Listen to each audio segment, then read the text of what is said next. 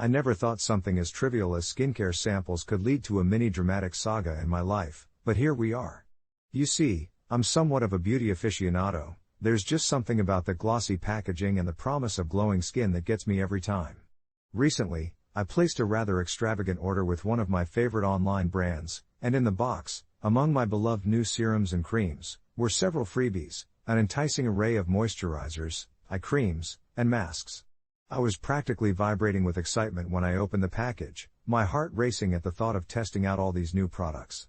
But then I got a message from my friend Olivia, who I swear has some sort of sixth sense for when I'm hunting for skincare goodies.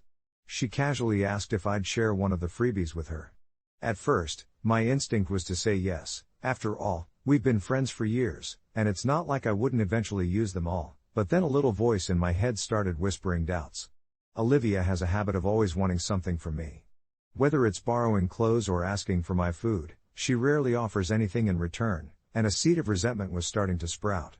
I poured myself a glass of water and paced my tiny kitchen, considering all these thoughts swirling in my mind. Would giving her a sample feel like giving in? Did that make me selfish? What if this was just one more scenario where I was letting her take advantage of my kindness? I knew it sounded ridiculous, but I could almost hear the chorus of friends in my head saying, "You're not obligated to give her anything." After mulling it over, I typed a hesitant response saying I was really excited about the samples and wanted to keep them all for myself this time. Her reaction was swift and sharp, like a dagger to the gut.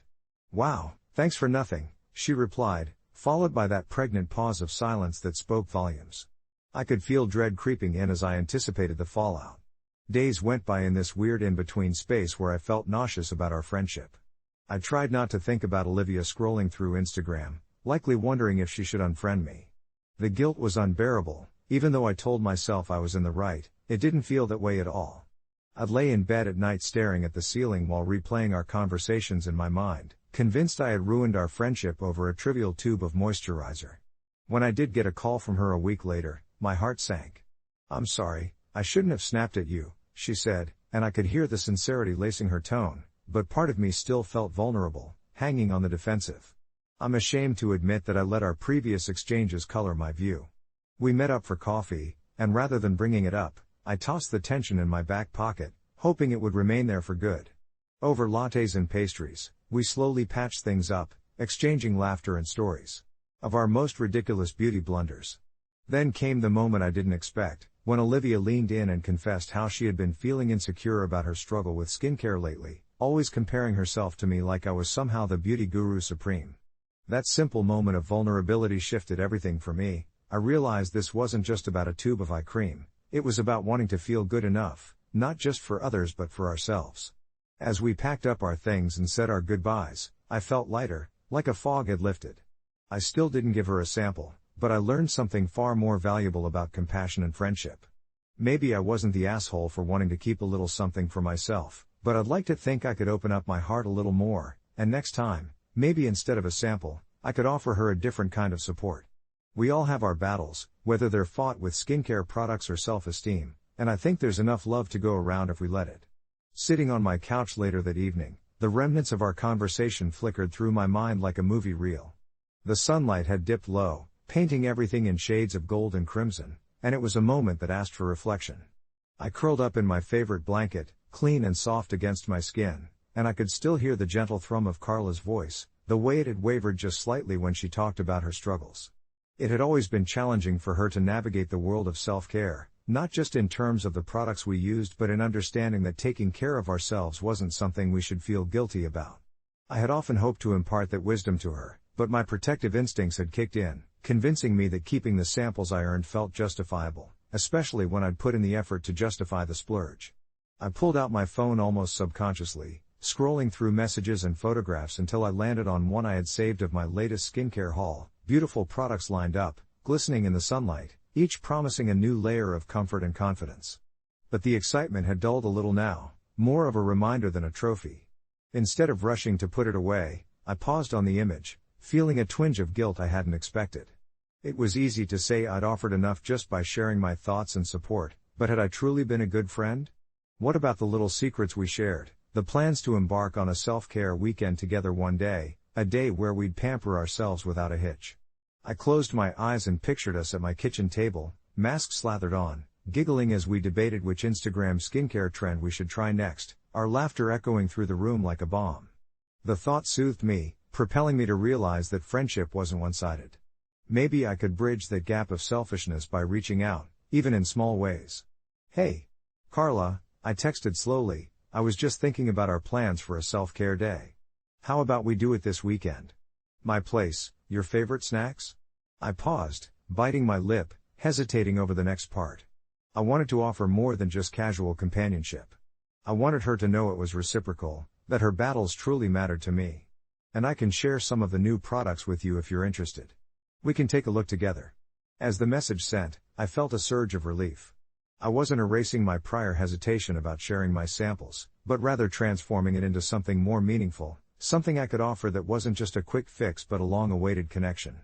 It registered as a reminder: vulnerability could be a bridge, not a barrier. Moments later, my phone buzzed with a reply, and I nearly held my breath. "I'd love that. You're the best." I smiled back at the screen, warmth spreading through me. Just as I was about to climb into my own thoughts, a message popped up, filled with an array of heart emojis.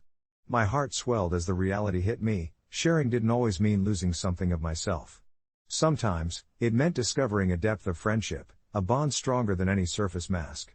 I thought of how I would show up for her, next time, not waiting for samples but rather, embracing moments that knitted our hearts closer.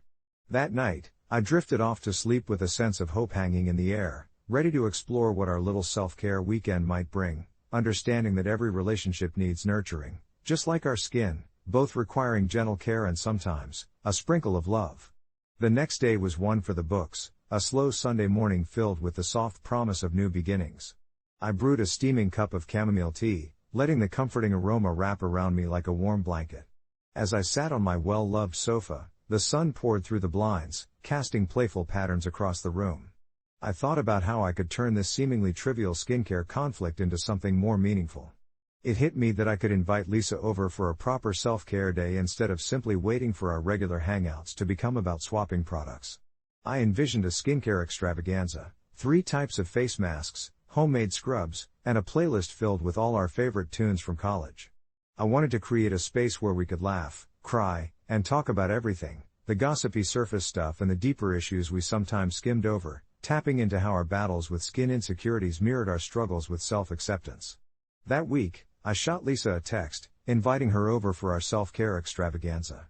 I added an emoji of a face mask because who could resist that? To my delight, she responded with a flurry of enthusiasm, and just like that, I felt a little spark of joy ignite inside me. On Saturday, as we prepared for our day together, I set out all my favorite skincare items, the delightful textures, the riot of scents. My bathroom transformed into a mini spa, complete with soft towels and even a couple of candles that flickered gently in the dim light. The setup looked like something out of a trendy Instagram post, but I cared more about the experience than aesthetics. It wasn't long before Lisa arrived, and as soon as she stepped in, her face lit up, a mirroring reflection of my own excitement. We settled onto the floor, armed with our masks and goofiness, and the laughter flowed easily, freeing us from the strains of our daily lives. We tried to put on our masks while discussing everything from work woes to the anxieties keeping her up at night. As we applied our clay masks, I encouraged her to embrace the idea of letting go of those harsh judgments we both had about ourselves. After all, as our skin dried beneath the thick layer, we joked about how ridiculously we both looked. It felt liberating to share our fears, to validate each other's struggles without judgment, just understanding. Yet as I watched her unwind, I realized how deeply vulnerable she was about her own skincare battles, how they seeped into her self-worth like ink on paper. It reminded me of my own feelings of inadequacy, the quiet moments of doubt that clung to me like shadows. More than once during our discussions, I could sense the struggle behind her laughter, that raw need for reassurance. I decided then that this was a pivotal moment. It wasn't about skincare samples anymore. Instead, I reached out, encouraging her to talk about the things we often sweep under the rug, all while the masks effectively dried on our faces. Toward the end of the day, when we both peeled off our masks and wiped our faces clean, I noticed something different in Lisa's demeanor, a lightness about her that hadn't been there when she'd arrived. Perhaps it was the masks, or perhaps it was the genuine connection we had fostered throughout the day. I realized that this was what friendship could be, supporting each other, peeling back layers of our insecurities together, and sharing not just products but our vulnerabilities. As our day came to a close, I felt a mixture of gratitude and fulfillment. I had opened a new chapter in our friendship, and now we both understood that sometimes, sharing our truths could be far more impactful than sharing physical stuff. She left with a parting hug that felt solid and grounding. I watched her walk away, and I couldn't help but smile. It was a beautiful reminder that while skincare might enhance our outer glow, it's the bonds we cultivate that truly illuminate our hearts. Weeks later, I'd often find myself reflecting on that day. I knew I had not just extended an invitation for a skincare session but rather created a framework for deeper conversations in our relationship. Just like the careful balance of ingredients in a skincare product, I understood that the delicate nature of friendship needed a mix of honesty, kindness, and a willingness to show up. I felt lighter, more connected, and ready for whatever life would throw our way, because maybe, in the end, it's not about the samples we hold on to, but rather the moments we create that keep our souls nourished. I still remember the moment it all shifted for us. It was a Friday evening about a year ago when my husband Mark had that accident at work, an industrial mishap that left him with severe injuries and a scattering of medical equipment that now defined our home. I used to think I understood what love and partnership meant, but standing in our living room surrounded by bedside tables laden with an oxygen tank and other gadgets was a stark wake-up call. At first, I poured all of my energy into being his caretaker. I learned to check his machines, set up appointments, and manage medications, all while juggling my job and trying to maintain some semblance of our previous life. But as time blurred the lines between being a partner and a caretaker, I began to feel resentful. I could attribute this weight to many factors: anxiety about his health, the fear of losing the man I loved, and the nagging feeling that my own needs were fading into oblivion. When Mark mentioned that I should take over his daily routines with the equipment, something inside me snapped. It wasn't just the stress or the fatigue, it was fear of losing myself in this role forever. The argument began softly, a simple question about battery replacements for his nebulizer, and before I knew it, we were shouting. "Why can't you just take care of your equipment like an adult?" I blurted out in anger, each word dripping with frustration and a hint of betrayal. "I didn't sign up for this, Mark. I didn't ask for a second job." The look on his face was heartbreaking, hurt and confusion dancing in his eyes. In that moment, I saw the truth in his silence. I might be pulling away, but he felt more trapped than ever. The emotional distance between us grew palpable, a chasm forged by my unwillingness to shoulder everything. When he finally spoke, his voice wavered. "I didn't want any of this to happen either, but I need you." The words hung between us, heavy with the weight of our unspoken fears. I felt a rush of shame rolling over me at how my vulnerability came across. Was I the villain for wanting to step back or the victim of our circumstances? In the stillness that followed, I knew something had to change in how I handled the situation. I sat by the window later that night, listening to the distant sounds of life moving on outside while our little world felt suffocated by tubes and equipment. I needed to communicate, really communicate, about what I could handle versus where I felt frozen. It took time, but we found a way to talk it through, albeit imperfectly, acknowledging that my refusal wasn't about not wanting to help him but rather about taking care of myself too. So, I set boundaries, and he agreed to look into hiring a home health aide part-time. It was a delicate balance. I still aimed to support him, but I also stepped back enough to breathe. We've learned to navigate this uncharted territory together, even if the scars of that argument linger in the back of my mind. It isn't easy. But love, as it turns out, isn't just about caring for the other person, it's also about caring for oneself in the process. An update? Well, life is still a work in progress. We're still figuring things out, but we're trying to carve moments for just us, no equipment, just conversation, laughter, and the occasional silence that feels comforting rather than suffocating. It's strange how the mundanity of everyday life can intersect with the weight of profound change. Since that argument, I've found myself paying close attention to the little things, like the fresh scent of rosemary wafting from the oven as I cooked his favorite dish, or the way sunlight filtered through the curtains during our rare lazy mornings. I can still feel the tension wrapped around us like an unwelcome shroud, but I also sense the inertia of our relationship shifting, like a ship gradually correcting its course after a storm. One evening, we sat on the couch, the soft glow of the TV providing a backdrop to our quiet moment. I had just poured 2 glasses of wine, the Merlot colored deep as that lingering tension, when he turned to me, his expression uncharacteristically vulnerable. "You know," he said, his voice low, "I've been thinking about how this whole mess with my health has affected us. My heart dropped at the words affected us because that phrase had become our elephant in the room. I don't want our love to feel like a burden to you, he continued, looking down at his hands, the ones that once felt so steady and strong. I could see the uncertainty etched in his brow, the shame that sometimes reared its head when we talked about his illness. Honestly, it has at times, I responded, trying to keep my tone even, though I could feel the stirrings of something that resembled guilt knotting my stomach. But it's not just you, you know? I sighed, searching for the right words. I felt lost, too, especially when I realize I can't take on everything. I want to support you, but I also need to take care of myself. A silence hung between us, heavy yet necessary, a moment where we were both just being. I thought about all those nights I had spent tiptoeing around his equipment, the sterile tubes and circuits that had invaded our space, feeling like guests in our own home. I get that, he finally murmured, lifting his gaze to meet mine, a flickering of understanding passing between us. It makes sense that you'd feel overwhelmed. I do, too. Sometimes, I wish I could just be normal. His admission stung, that longing for normalcy in a life where we had built a new reality marked by appointments and equipment. I reached for his hand, intertwining my fingers with his, letting the warmth travel up my arm. But we're not normal. Not anymore, and maybe that's okay. Over the next few weeks, we began to talk more openly, not just about his health but about what we wanted for ourselves and each other. We made it a point to have designated unplugged days where we left the medical equipment in the closet and focused solely on each other. We went for walks in the nearby park, shared dinners at our favorite restaurants, and rediscovered our shared love for board games. Each laugh felt like a reminder that we had not lost ourselves to this struggle, even if we were forever changed by it.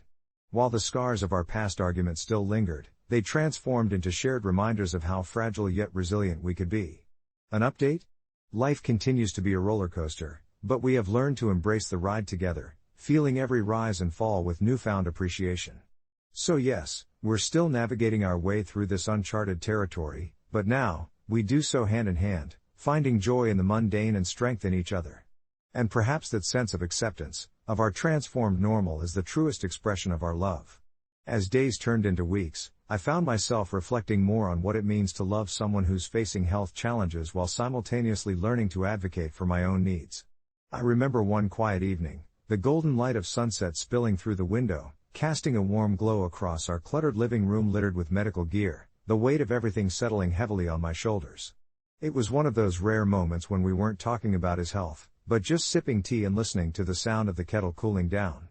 It struck me that while I had learned to support him, I had also unintentionally built a little fortress around my own needs. I'd made my world so centered on him that I'd lost sight of my own joys. That realization felt like a weight lifting, but also a burden, like I was admitting to myself that I needed more than just being a caretaker. One night, after finishing a long day at work, I mustered the courage to bring it up during dinner. "Can we talk about something?" I said, trying to keep my voice steady despite the fluttering in my chest.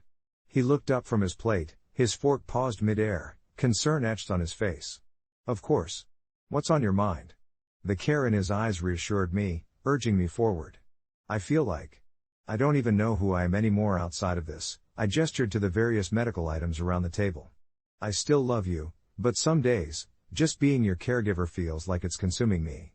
He nodded, seemingly absorbing my words. "I thought you might be feeling that. I've noticed you've been quieter lately." A softness came over him, a recognition of my struggle that felt validating yet daunting. I took a deep breath, appreciating his understanding rather than defensiveness. "I don't want to be resentful. I want to be better." That's when he surprised me. "You have every right to feel the way you do. We're in this together, but you shouldn't feel like you have to shoulder everything." "I mean, when was the last time we had a proper date? Just you and me?" His question lingered in the air, filled with possibilities. And from that simple inquiry, we started to carve out our us time in the chaos. It wasn't easy at first. The weight of that equipment always loomed over us, an uninvited guest in our plans. But we began to reclaim joy in small ways, an old movie marathon on the couch, board games that turned into laughter-filled evenings, and stargazing trips that fostered whispered dreams and sweet nothings. I'd find him in the kitchen trying out a new recipe or curled up with a book, making an effort to fill his own time unconditionally, which helped me to see the parts of him that existed beyond the illness. Still, I won't pretend there were no rough patches. Just last week, he struggled with a particularly tough day, and all my reminders to find joy seemed to slip away like sand through our fingers. I was tired, and the burden of his despair felt heavier than the mechanical equipment we'd come to know so well. I felt anger bubbling again, the situation feeling all too familiar, and I had to remind myself that it was okay to feel frustrated. I didn't want to retreat, but I also didn't want to be overwhelmed. It was during those moments that we both had to remember the tender balance of offering support while keeping our individual selves afloat. As we worked through those days, something shifted profoundly between us. Conversations weren't just about sharing burdens anymore, they became a space for authenticity. We learned that our love had to include vulnerability, not just in our struggles, but also in our triumphs and the mundane comfort of each other's company. And perhaps that was the greatest lesson of all, that it's okay to wobble and not always have it together, as long as we keep showing up for one another. We're not perfect, nor do we expect to be, but we're navigating with purpose, creating memories woven from resilience, laughter, and a shared commitment to honor our journey. Every step feels like we're writing not just a love story but also the tale of our growth and healing, together. I still can't believe what happened at my house last week. I live in a small, quiet neighborhood. My home is my sanctuary.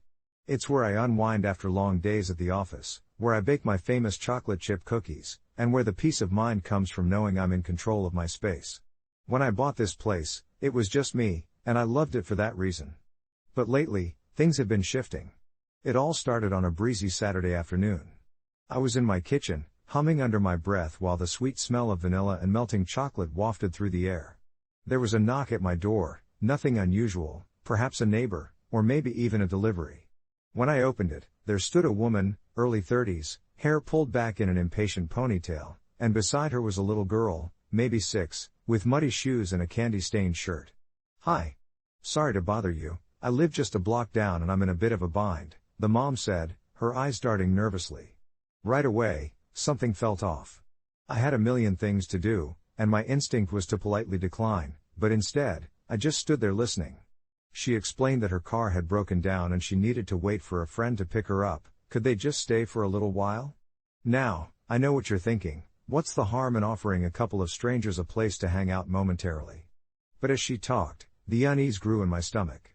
I was imagining the crumbs and chaos her child might bring into my pristine living room, which I had just tidied up. Still, I let them in.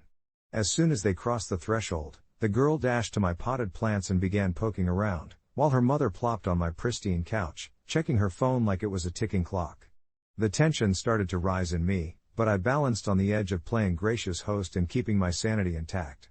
"Please don't disturb that," I warned gently, watching the little girl tug at the leaves, only to be met with a vacant stare from the mom who barely looked up. It felt like an age passed, and I tried engaging them in small talk, yet the responses were vague at best. Time crawled, and I was just about ready to ask them to leave when chaos erupted. The girl, now bored, had turned her attention to my art supplies, scattering everything all over the table with gleeful shouts. Her mother was still glued to her phone. I could feel that simmering frustration escalate to a boil. Finally, with all the control I could muster, I shouted, "Get out. Both of you. You cannot just come into someone's house and act like you own the place." My voice echoed through the hallway as if summoning the spirits of past homeowners who would disapprove of such a scene. Time halted. The mother's eyes widened in disbelief, the little girl froze mid-tugging at the nearest brush. Realizing what I had done, I felt the weight of my own rage suffocating me. It was an outburst I hadn't intended. The mom, flushed with embarrassment or anger, gathered her daughter's things, fumbling through my living room, and rushed out without a word. The echo of the door slamming shut left me shaken, and my heart raced with an unsettling mix of guilt and relief. Maybe I had overreacted. I thought about the boundaries, the slow realization of how easily someone can slip into your life and home without permission. In the days following, I was consumed with anxiety. I knew my reaction wasn't a shining example of graciousness. I was the bad guy in this scenario. Friends were mixed in their opinions when I shared the story. Some told me I should have been kinder, while others defended my right to protect my space. I didn't know which side I fell on. All I knew was it didn't feel right to let them in the first place. So, I reached out to the mother through a social media platform focused on local community connections, apologizing for my outburst and explaining how overwhelmed I had felt. To my surprise, she replied days later, saying she understood the situation. She was just as overwhelmed with her own stress. We ended up messaging back and forth a few times, even laughing about how life's chaos often spills over, especially for parents trying to manage it all. As uncomfortable as that day was, I think it brought us closer in a strange, honest way, leading me to reflect on the shared struggles we all face.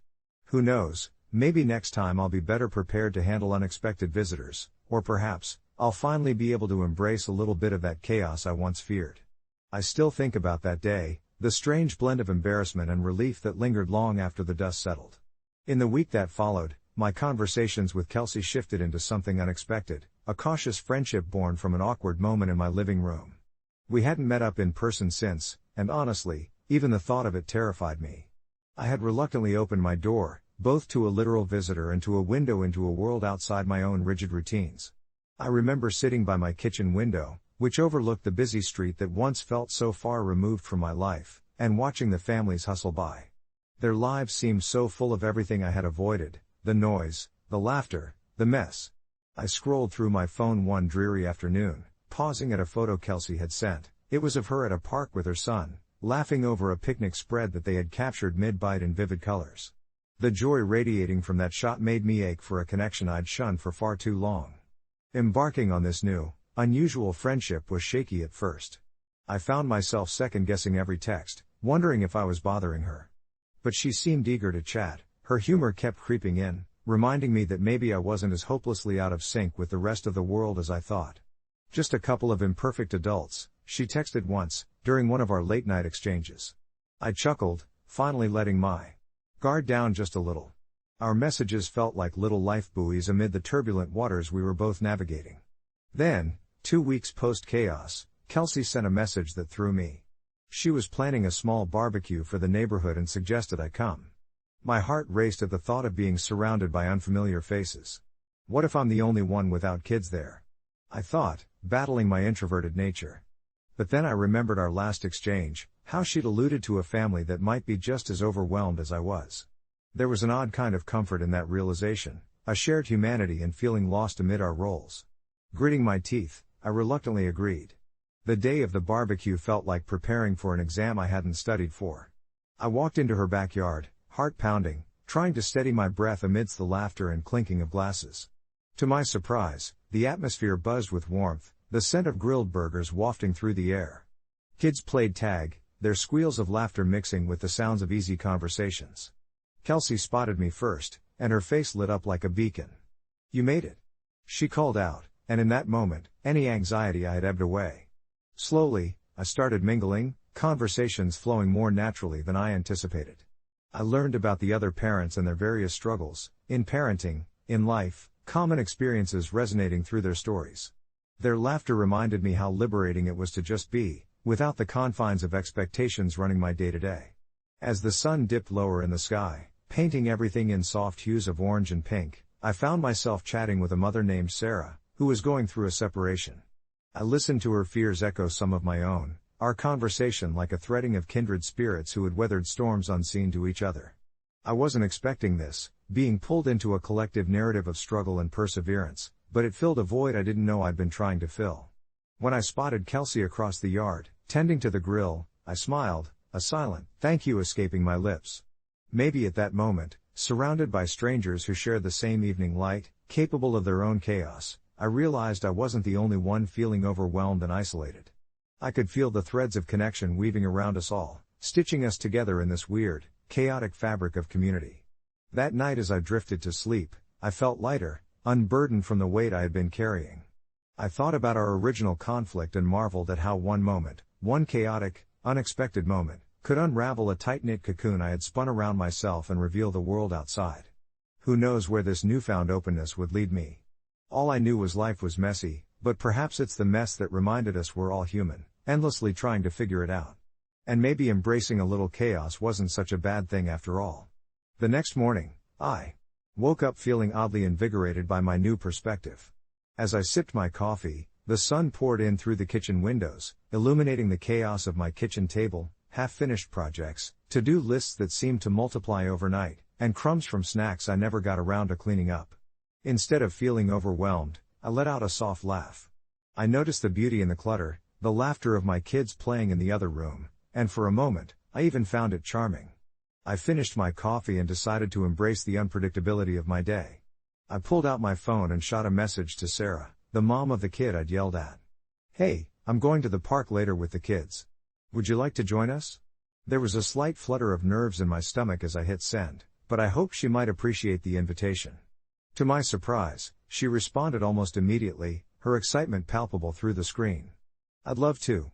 We could all use some fresh air." That afternoon, as I gathered the kids and packed a picnic, which, let's be honest, mainly consisted of granola bars and whatever leftovers I could scrounge, I felt that lightness from the other night creeping back in. The park was only a few blocks away, so we walked there, my kids running ahead, their laughter echoing through the neighborhood. When we reached the park, I spotted Sarah and her son, Jamie, already there, smiling and waving. She looked a touch frazzled, her hair slightly tousled, but wasn't that part of the charm? We were all in the same boat, struggling to navigate this beautiful mess called life. As the kids played, Sarah and I found ourselves on a nearby bench, sipping bottled water, and exchanging stories. We shared little victories, like managing to get both our kids to school on time and the absurdity of trying to cook dinner while juggling a million other tasks. I could feel the remnants of that chaotic day beginning to fade, replaced by a shared understanding and camaraderie. She talked about feeling alone in her journey, and it hit me hard. How often had I cloistered myself in my own worries instead of reaching out? We laughed about our moments of parenting failure, like the time she accidentally sent her daughter to school in mismatched shoes. "I thought it was a fashion statement," she joked, her eyes twinkling. Turns out it was just a mess. The ease of our conversation felt like a soothing balm. For the first time in a while, I felt like I was part of something larger, a community of fellow parents who were all just trying to figure it out while managing their own chaos. As the sun began to set and the sky turned into a canvas of oranges and pinks, I realized this was exactly the kind of connection I had been missing. It didn't matter that we'd started off on rocky ground, here we were, laughing and sharing amid our imperfections. I had learned that moments of conflict could lead to something beautiful, like the intertwining of two chaotic lives into one shared experience. We packed our things as the sky darkened, our kids, blissfully oblivious, still racing around. I looked over at Sarah, now my ally instead of an adversary, and we promised to meet again. Walking back home, I felt the chaotic fabric of community wrap itself around me a little tighter. Maybe, just maybe, this mess wasn't something to fear but something to embrace, a chaotic tapestry of hope, shared laughter, and the kind of connection that truly makes life rich. I went to bed that night feeling a sense of belonging I hadn't felt in a long time, grateful for the unpredictable journey that had brought us together.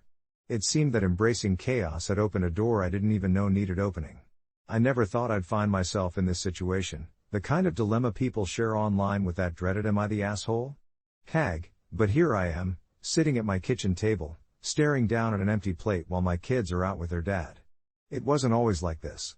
4 years ago, when the divorce was fresh, I believed we would make co-parenting work seamlessly, share everything, communicate effectively. But reality is rarely so tidy.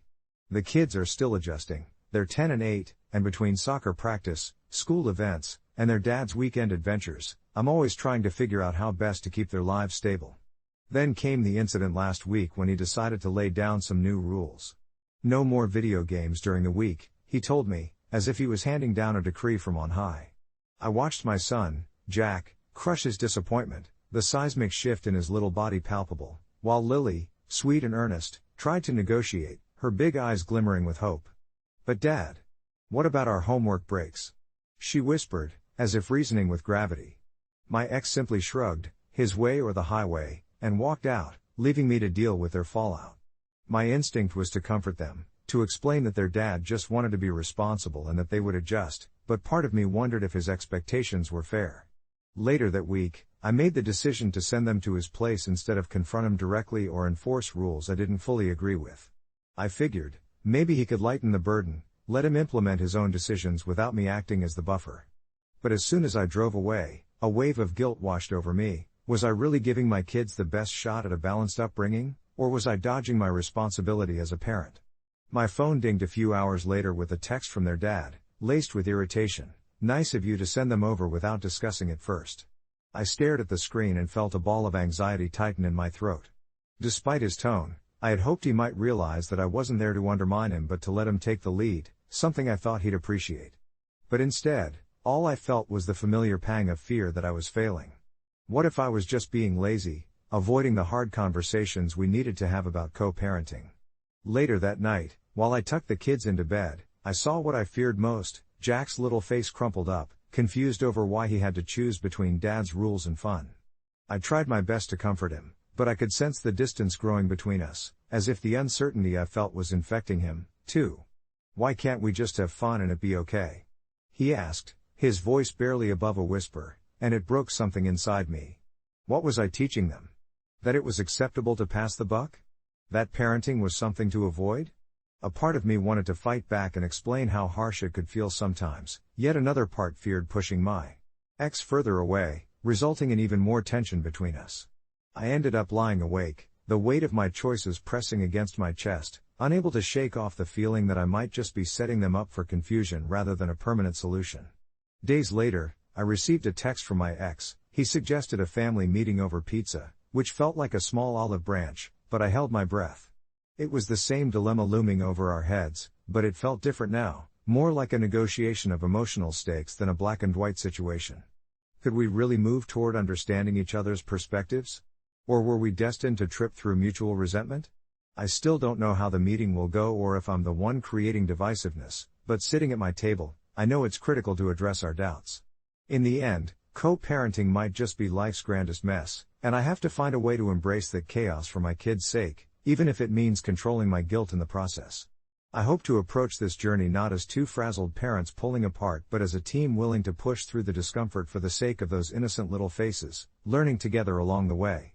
I take a deep breath, feeling the weight of my thoughts settle on my chest like a thick blanket. The kids are at school, it's just me and the ticking clock echoing in the kitchen, reminding me of the time slipping away before this meeting with Jake. We've had our share of heated discussions, arguments flaring up like fireworks, especially when it came to our different styles of parenting. I often find myself reminiscing about the early days, before everything unraveled and the smiles faded like summer sunsets. Back then, we were a cohesive unit, a duo navigating life together. Now, it feels like we're two ships passing in the night, armed with resentment and frustration instead of compassion.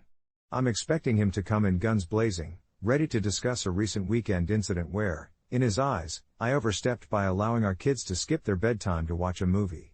He always believed in strict routines, while I thought there was beauty in spontaneity, that sometimes we needed to let go and allow for those unplanned moments that could light up our children's eyes in ways a schedule never could. As I pour myself a cup of coffee, I wonder if this is the day he'll finally understand that not every decision needs to be a binary choice, that maybe, just maybe, we can meet in the middle. The doorbell rings, and my heart races. It's showtime. I open the door, and Jake stands there, hands shoved deep in his pockets, a slight crease lining his brow, a clear sign that today won't be easy. "Hey," he says, his voice even, albeit laced with tension. I can tell we're both straddling a tightrope of unspoken words. "Hi," I reply, trying to inject some warmth into the air, but it feels like I'm pushing against a brick wall. We settle at the table, the same one where we once celebrated birthdays and anniversaries, now a battleground for our parental philosophies. "Let's just get this over with," he says, a hint of exhaustion in his already weary tone.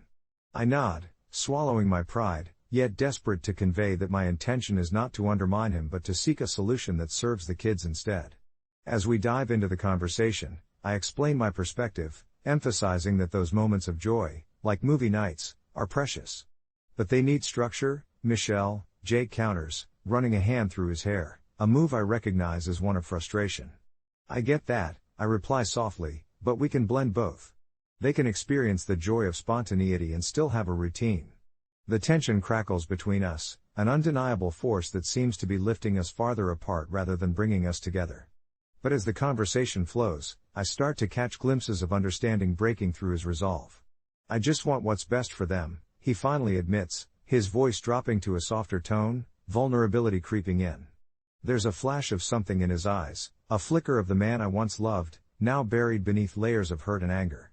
I want to reach out and tell him that I want the same, that we're on the same team, even if the landscape of our relationship looks rocky. We don't solve all our problems in that moment, but we find a tentative agreement to communicate better and be more flexible with the kids' needs, interspersed with laughter as we reminisce about our adventures as parents, the things we learned along the way. It's not a perfect resolution, but there's a sense of clarity, a first step taken amidst the chaos. Days pass, and I notice not only the kids adapting but also the shift in our interactions, slowly morphing from tactical maneuvers in the chess game of co-parenting to more fluid collaboration, joint parenting strategies forming organically. There's still awkwardness, but each exchange feels like another layer peeling away. I find small delights in the way our conversations start to shift from contentious to constructive, almost playful. One afternoon, we're out for ice cream with the kids, and I catch Jake stealing glances at me, a smile breaking across his face as our daughter stumbles over a joke, her laughter ringing out like music. I can't help but wonder if maybe, just maybe, we're onto something here. As I watch him lean down to share a secret with our son, a shadow of our shared past floats above us, and I grasp tightly onto that flicker of hope. And yes, it's messy, and sometimes I still doubt if I'm making the right choices, but I also see that both Jake and I are evolving, laying a foundation I never expected to build again. This journey is still evolving, and in embracing the chaos, we might just find a bit of harmony after all. As we pile back into the car, the kids chattering away, I know it's not about erasing the past, but about forging ahead together, and for their sake, I'm willing to keep trying. The car hums softly as I turn the key in the ignition, a familiar routine that now feels like a sweet promise rather than a burden. The kids' voices blend into a joyful symphony behind me, filled with anecdotes about school, art projects, and their latest obsessions with superheroes. Ruby, my youngest, is still that vibrant bundle of energy, her laughter bouncing off the window as she enthusiastically reenacts some cartoon character. Max, ever the quieter one, joins in with his own, quieter enthusiasm, spinning elaborate tales about the cosmic adventures he imagines. As I glance at their faces in the rearview mirror, I can't help but feel the warmth radiating from their innocence. This moment, their laughter, the chaos, even the perpetual mess of snack crumbs and toys, is what I clung to during the hollow moments post-divorce. Jake and I may have our differences, but what remains steadfast is our shared priority, these kids. My heart beats a little harder, knowing we're creating a shared narrative, writing our story word by word even amidst the noise. But then, the undercurrent of anxiety twists in my stomach again as I consider the upcoming family meeting, our first sit-down since our awkward attempts at blending our parenting styles. I had even suggested bringing in a mediator, believing that a neutral third party could help us navigate the rocky waters of our new reality without drowning in resentment. Honestly, I felt like a ship tossed in stormy seas, unsure of whether I'd find safe harbor or capsize under the weight of our past. "Mom, look at this." Ruby suddenly squeals, waving a crumpled piece of paper mid-performance. It's her drawing, a colorful explosion on the page that vaguely reminds me of a rainbow, yet definitely carries all the chaos I might feel inside. "This is you and Daddy fighting the evil robots." I chuckle lightly, the image surreal yet kind, reminding me that somehow, even in our most contentious moments, those little faces still find a way to make sense of things. "And do we win?" I ask playfully, hoping to inspire a solution rather than digging deeper into the abyss of disagreements. "Of course. You always win, Mom." She beams with confidence, solidifying the sense of heroism I sometimes feel falling flat in those tense moments with Jake. It's a fleeting reassurance, but it's enough to allow me some clarity. Maybe winning isn't even the point. The thought lingers, heavy but enlightening, as we pull into our driveway, with its friendly chaos of toys left behind from a previous playdate. As we step inside, I can almost see the ghosts of arguments past lingering in the air, yet there's also the comforting aroma of our evening routine, the smell of something simmering on the stove, the scattered shoes and backpacks as evidence of busyness. This is our refuge, a home built on love, tension, and the messiness of family life. After dinner, I caught Jake on a rare day when he'd swung by to help me set up for the meeting. I noticed the way he hesitated, taking everything in, as if he were expecting me to lay a landmine somewhere between us. Instead, with all the courage I could muster, I suggested we work on a joint agenda to present to the mediator. This felt like an attempt to heal wounds, to find some middle ground, a step into a shared realm rather than one wrought with individual agendas. "So, what's important to you?" he asked after a long, thoughtful pause. My heart raced, not from the administrative task at hand but from the raw vulnerability of really addressing what we both sought to accomplish. I could easily slide into bitterness, hash out the past mistakes and newfound tensions. Instead, I chose to share my fear of the kids feeling caught in our storm. "I want them to feel safe," I admitted, my voice a whisper dipped in emotion. "We were in this together now, and I realized how fundamental it was to set aside old grudges to collaborate toward ensuring they didn't feel like pawns in our unraveling. It felt liberating with just the energy in the room shifting, even if it was only a crack in the ice we both had skated on for too long. With the meeting looming, a flicker of hope ignites again. I can almost breathe in the possibility of redemption. That night, as I stumbled into the quiet of my bedroom, the laughter of the kids fading into soft echoes, I knew the path ahead would remain jagged. Yet, in the chaos and uncertainty of co-parenting, I could finally see we were capable of more than I believed. And perhaps, just perhaps, we would carve our own way, one shared drawing, one awkward discussion, one messy dinner at a time. I still remember the night I got the call that changed everything. I was sprawled out on my couch, munching on cold pizza and trying to binge-watch a series I had been neglecting. Suddenly, my phone buzzed with my brother Alex's name lighting up the screen, and I paused, shoving a slice aside to answer. He sounded frantic. His dog, Max, had swallowed a toy and was in serious trouble. The vet bills were going to be astronomical, and Alex, who always seemed to live paycheck to paycheck, was in panic mode. I could hear Max whimpering faintly in the background, but what struck me most was the desperation in Alex's voice. He said he'd do anything to save him. Then came the awkward but necessary reminder of the $7,000 I had received as a reimbursement for a recent trip, money that I had earmarked for a much-needed down payment on a car. That dream felt so close, and yet here was my brother, my only family, pleading for help.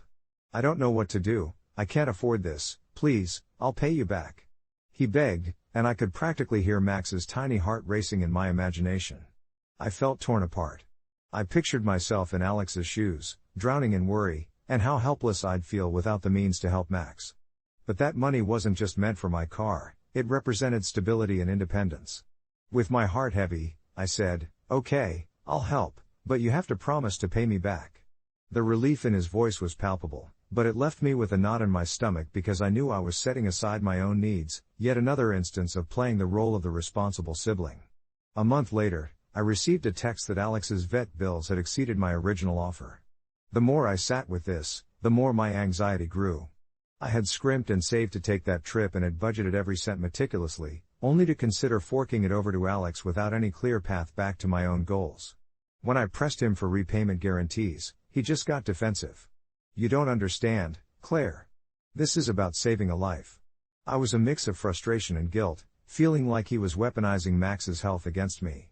It didn't help that Max had surgery, he was doing better, but I was still financially adrift, and my own bills were piling up. I started to withdraw, hesitating to reach out to my brother, fearing he might expect more from me.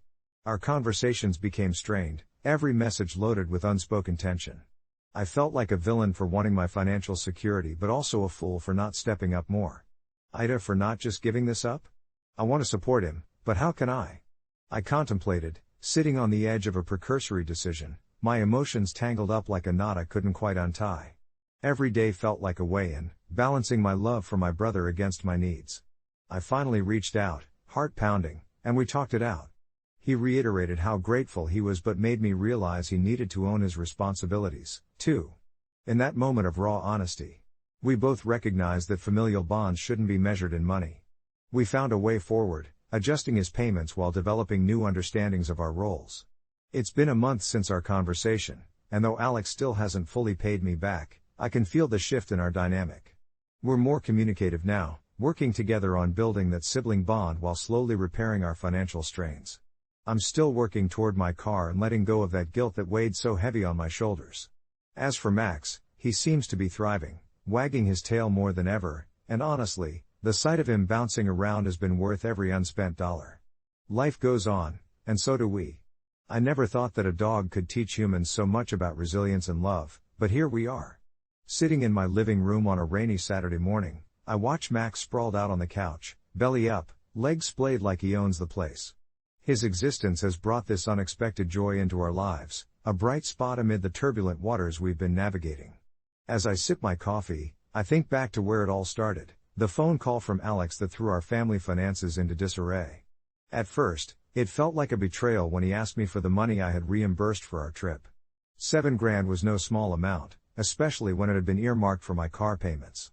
But the moment he voiced his concern about Max's health, suddenly I wasn't just considering my expenses, I was wrestling with the moral weight of my decision. Was I being selfish for holding on to what was technically mine, even if it could help save a life? That hum of internal conflict lingered for days. I remember pacing my apartment late at night, phone in hand, my mind racing with thoughts of Alex's mounting vet bills and the reality of Max's situation, a mix of concern for my brother and the loyalty I felt toward my own responsibilities. Our late-night conversations grew more profound, more vulnerable. I started understanding that Alex wasn't just my brother but also a guy who felt trapped, scared, and desperately in love with his dog. It shifted something in our relationship. My decision not to transfer that money immediately felt like an anchor in this new, tumultuous sea we were sailing.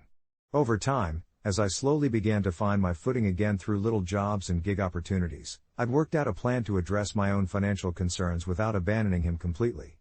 I agreed to help him with a fraction of the costs because I knew that Max's well-being weighed heavier on his heart than any financial burden I was carrying.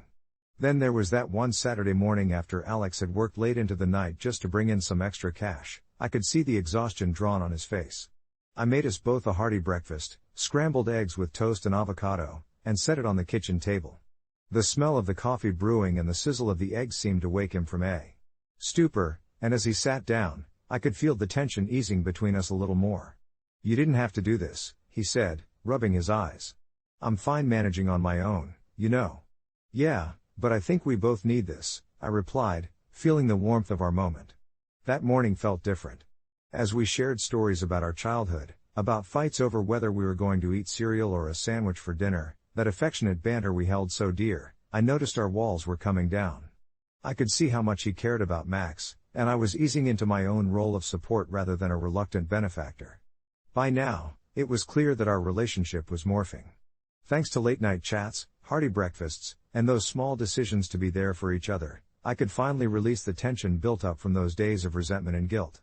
As the weeks rolled on, I found that seeing Max bounce around with energy made the guilt of not having my car more bearable. Each evening, I would join Alex on walks with Max, enjoying the fresh air.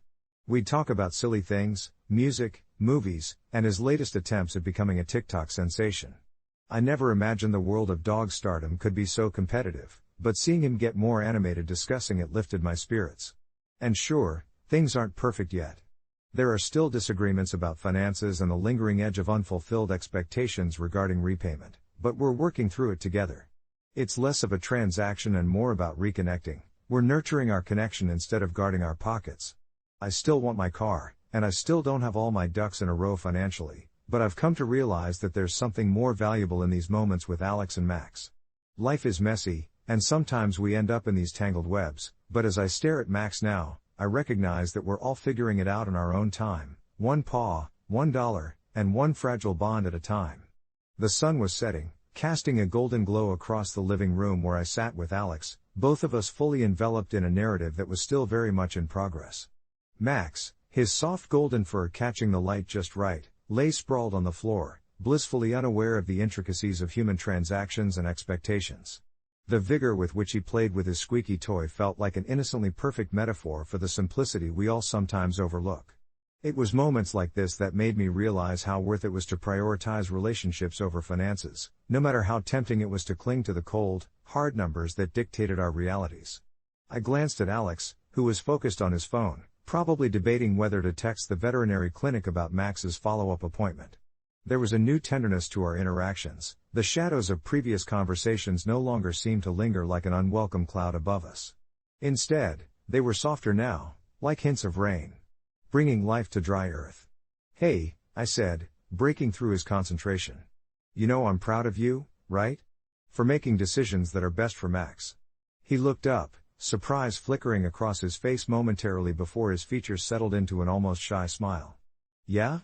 Thanks," he replied, rubbing the back of his neck, a young habit he hadn't outgrown. "Sometimes it feels like I'm just flailing around," I chuckled, shaking my head. "We all are. And flailing is totally okay. Just means we're trying."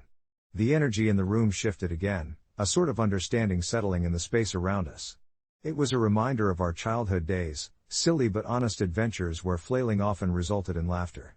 With each conversation, we shared not only the events of our days but also our vulnerabilities, our doubts. I found solace in sharing my worries about my finances, Sometimes I would even admit my lingering desires for that car while Alex voiced his fears about the vet bills piling up and how they would affect his already meager budget. Yet, there we were, two adults learning that money isn't the core of our bond but merely a side note. As if on cue, Max leapt up, capturing our attention as he chased his toy across the room, skidding slightly as he turned a corner too quickly.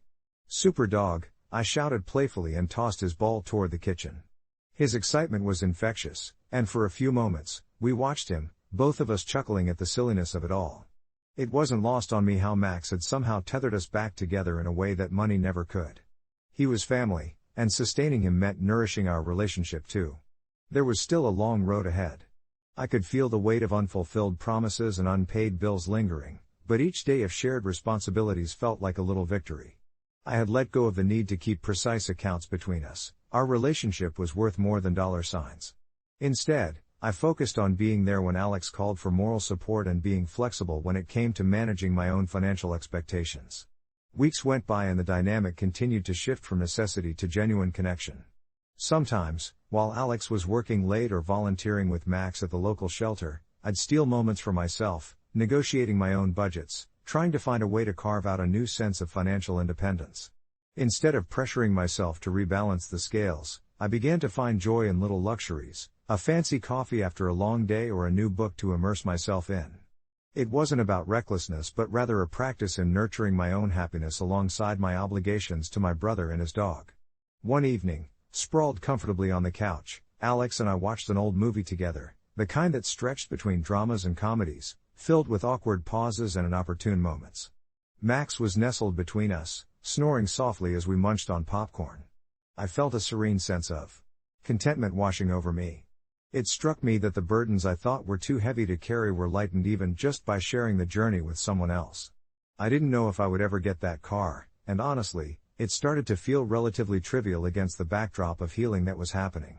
Each time I saw Max bounded around, or caught a glimpse of Alex's genuine laughter, I recognized that the recalibration of our lives didn't need to revolve around a reimbursement of $7,000 after all. As the credits rolled and the room was filled with warmth from the setting sun, I smiled, grateful for both the challenges and the small victories that continually reshaped my understanding of family and commitment. Whatever came next, be it car ownership or new financial goals, would ultimately be secondary to the connections made, patched up, and reinforced through this journey of shared learning, love, and, of course, one wagging tail at a time. I remember the day everything changed like it was yesterday. The warm sun spilled into my college dorm room as I balanced my classes, endless readings, and the issues of Friends with the routine of my freshman year. I had finally settled into my independence, reveling in the freedom of living away from home. But then I got a call from my older sister, Clara, who was already struggling to take care of her fast-growing baby, Emily, after an unexpected breakup with her boyfriend. Clara was at her wit's end. "Can I crash at your place for a while? Just until I get back on my feet?" she asked, her voice trembling with uncertainty. I felt a pang of guilt, knowing she was in a tough spot, but the dread sank in as well. My dorm was tiny, meant for two, and seriously incapable of accommodating a baby and a grown adult. I hesitated, my mind racing through everything I'd already navigated in my new life. "Clara, the dorm is really small. It's a shared space, and I think it would be cramped for you and Emily," I finally replied, steeling myself against the disappointment I could sense through the phone. The silence felt thick, oppressive. "You don't understand," she countered, her voice rising slightly. "I have nowhere else to go. I need your help." I felt the walls closing in on me. I could already picture the messy diapers, constant feedings, the late-night crying mixed with my 8 a.m. classes and the frenetic energy of college life. I couldn't see how it could remotely work without it spiraling into chaos. She responded with thinly veiled indignation, "So this is what family means to you? Just ditching me when things get tough?" The accusation stung. I found myself wanting to explain that she was my sister, that I loved her, that my legs were shaking as I stood my ground, but even as she continued to push, I felt my chest tighten. An internal battle unfolded, each memory of the time she had supported me, every sacrifice she made boiling down to my refusal to be the safety net she desperately needed. Still, I knew I was doing the right thing, preserving my own mental space, yet shame burned in my stomach like acid.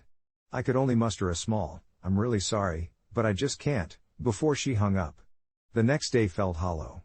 I went to classes and tried to focus, but Clara's words echoed in my mind, clouding any joy I previously felt about college. Days passed, and our relationship became strained. I received the occasional text filled with disappointment and frustration. The more time that passed, the heavier the ache between us felt. What I really couldn't shake was the nagging thought, was I the asshole? Maybe family meant being stretched beyond breaking for one another, but my dorm felt like a prison designed to choke the last waves of independence I had left. I steered clear of social media, hoping my peers' endless joys wouldn't twist the knife deeper, but I spent nights tossing in bed, replaying the moment over and over in my mind. In the end, Clara found a temporary place to stay with a mutual friend. We talked through it one night, frustration spilling over like the brim of a glass that had been too full. "You hurt me," she said softly, the anger replaced with vulnerability.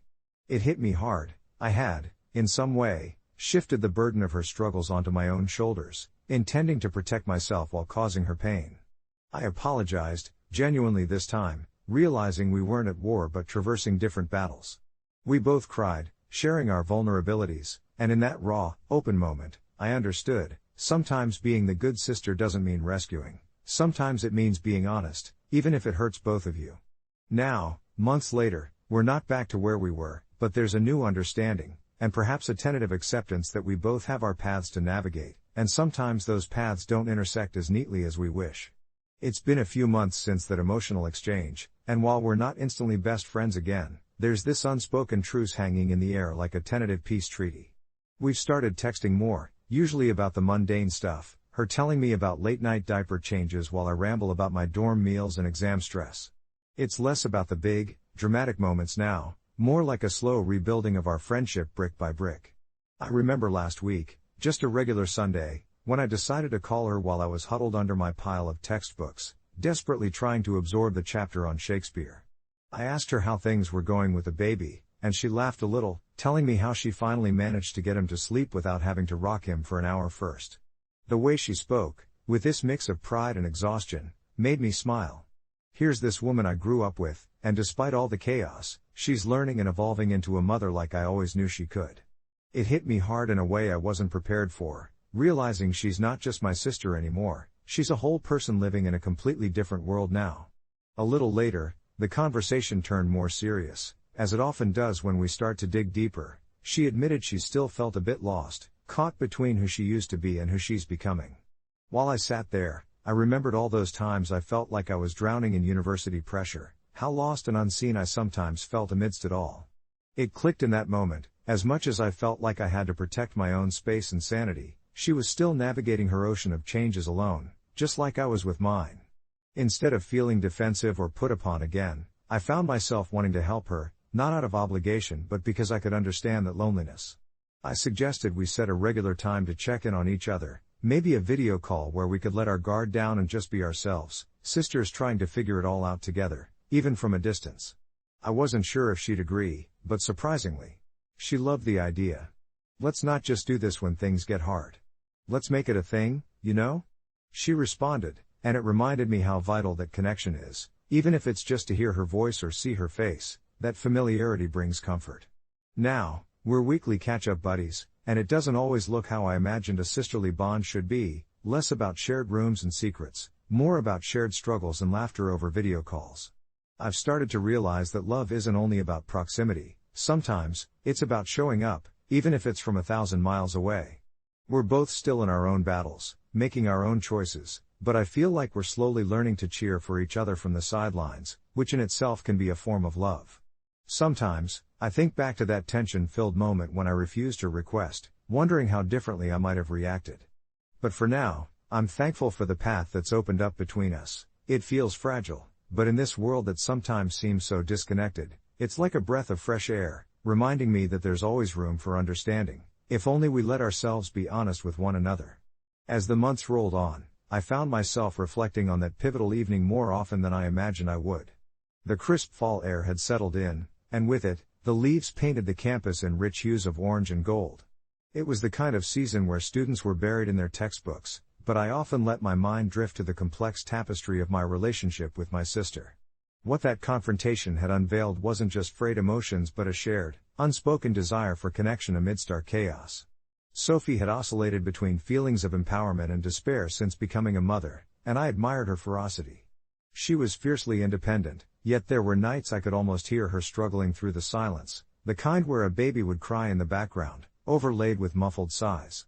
I could picture her tucked away in her tiny apartment, surrounded by baby toys and half-folded laundry, trying to balance motherhood with her ambitions. It made me think about how every time she called, her voice teetered between needing help and not wanting to burden me. I sometimes wondered if I was too self-absorbed, caught up in my college life while she was knee-deep in late-night feedings and toddler tantrums. There was guilt wrapped around each of those thoughts. Now, whenever I visited her, I tried to walk the fine line between being supportive and not overwhelming myself. I remember one evening as I sat in her living room, the walls plastered with graduation photos of us, two sisters in cap and gown, faces beaming with pride. It hit me then, our lives were so intertwined, yet we had become strangers in some way. I didn't realize how lonely I would feel, you know? She admitted while bouncing her baby on her knee, a wistful look crossing her face. I could barely respond. Taken aback by the faint tremor in her voice, the realization that even in motherhood, her battles were hardly over. In those moments, I learned to listen more than I spoke. I'd sit quietly, absorbing her worries, her triumphs. Her description of a difficult day was often patterned with frustration followed by determination, and I couldn't help but respect her even more for it. I made it a point to visit regularly because even if I couldn't fully understand her experience, I wanted her to feel the presence of someone who cared. Sometimes, she'd simply need a break, those afternoons when I'd take the baby out for a stroll. We didn't always need to talk, our companionship lay in shared silence, the occasional laugh that ignited between us over something mundane, both of us savoring the distance we had navigated to reach this point. When winter rolled in, the air turned biting, and the city began to glow with holiday lights. I invited her to come stay with me in my dorm for a weekend, a little escape I thought we both could use. I felt a surge of exhilaration thinking about how my small space could host both her and my tiny niece, albeit temporarily. Sophie hesitated, her conventional worries creeping in about wrangling a restless child in a cramped room, but I could see her eyes light up at the prospect. At that moment, instead of scrambling for all the reasons why it might not work, I encouraged her, assuring her that we were both capable of this new adventure together, one that didn't revolve around cramped quarters. It felt freeing. The day she arrived was filled with light-hearted chaos. There were diaper bags on the floor, laughter replaced by a mixture of soft coos and squeals, and a dance between our different worlds. It was messy, not in the way of a fight but in a beautifully chaotic way that reminded me how far we had come. We each carved out our space among the clutter of pillows and toys, and as the sun dipped below the horizon, our conversation found its rhythm again. Sophie's laughter echoed around the room like a warm embrace, reminding us both that we could, indeed, build bridges instead of walls. We didn't solve everything, but that's the beauty of life, isn't it? It's not about having the answers at every turn, but rather about embracing the uncertainties together. I've come to realize that paths can diverge and reconnect in the most unexpected ways. Perhaps it was just a weekend in my little dorm room, but it was a testament to our bond, evolving, redefining, standing strong enough to withstand the storms before us. As we tucked ourselves in that night, enveloped in the kind of shared warmth that felt rich in its tender familiarity, I knew we were on the brink of something beautiful. Our battles were still ours alone, but the acceptance dawned that we could face whatever came next, not remembered as the lost sisters, but rather as those learning to be there for one another, even from a distance. And in that, there was a kind of victory worth celebrating. You know that feeling when you're sitting at a bar, nursing an overpriced whiskey, and you think, today couldn't possibly get any worse? Well, that was me last Tuesday. I had just wrapped up a job interview for what I thought was my dream position. I'd meticulously prepared for weeks, so naturally, when I bombed the final question, I felt like I'd just thrown my future out the window. As I stared into my glass, feeling sorry for myself, my phone buzzed with a notification. It was a Facebook message from Rachel, one of my old coworkers. We hadn't spoken since I left that job, and if I'm being completely honest, I wasn't super eager to hear from her. Rachel had a knack for being overly critical. She'd always found a way to step in when she thought I was screwing up, usually in front of the whole team. A real joy at 9 a.m. on a Monday, right?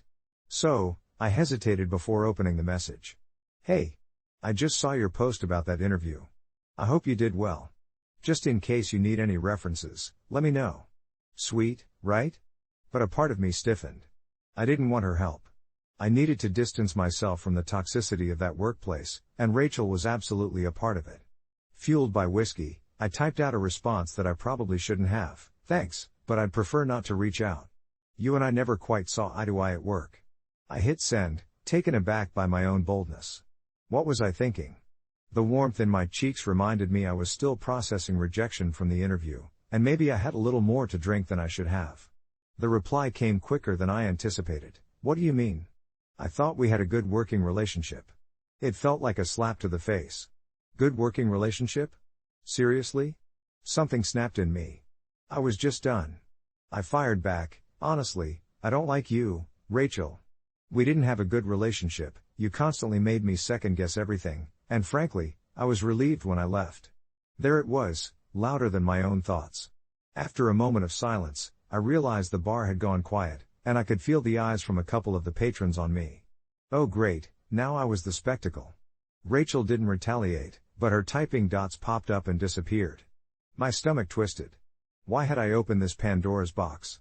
Finally, her response was blunt. Wow, I didn't realize I affected you so much. Part of me wanted to take it back, to feign a moment of weakness and resolve it like adults do. But another part wanted to just bask in the clarity of my honesty, even if it terrified me. That night, as I replayed our conversation, I couldn't help but feel a mix of relief and guilt. Maybe I didn't need to have said it in such a public way, but honestly, I had operated under denial for too long, and now the truth was hanging in the air, an exposed nerve I couldn't ignore. In a moment of vulnerable self-reflection, I decided I needed to accept my feelings, however harsh they were. The overwhelming urge to redact was met with a deep-seated understanding. I had finally set a boundary. Fast forward a week, and I learned Rachel had shared our exchange with the whole office, whether out of petty revenge or as some sort of misguided lesson in accountability. The office chatter spiraled, and I became that girl who told off her coworker. It wasn't exactly the outcome I envisioned, but it did bring some clarity. I realized a significant part of my discomfort in the workplace wasn't just Rachel's critiques, but how I allowed her voice to overshadow mine. I had a choice now. I could remain silent about the kind of work environment I wanted, or I could advocate for it fiercely. I chose the latter. Ultimately, it became a turning point. Being honest set me free in ways I didn't expect. Sure, I had momentarily alienated myself from a crowd, perhaps dealing that infamous blow of social discomfort, but sometimes, severing ties is what leads to new beginnings. I sat down at my desk that following Monday, and for the first time, I felt lighter, empowered to not just question but also dictate my worth, and honestly, isn't that what we all strive for after walking away from a toxic environment? In its own way, perhaps I had started stirring the pot, and now my own recipe was coming together. Who knew a drunken confrontation could pave the way for something entirely unexpected? I took a deep breath and settled into that newfound empowerment, my fingers dancing over the keyboard as I tackled emails with a clarity I'd lacked before. The awkwardness from Friday's confrontation still buzzed softly in the back of my mind, but surprisingly, it didn't weigh me down. If anything, it emboldened me to navigate my workday with a sharper sense of who I was and what I wanted. The air felt different, as if I'd shaken off dust that had settled too thickly over the months spent tiptoeing around the opinions of others. Still, it wasn't as simple as I had hoped.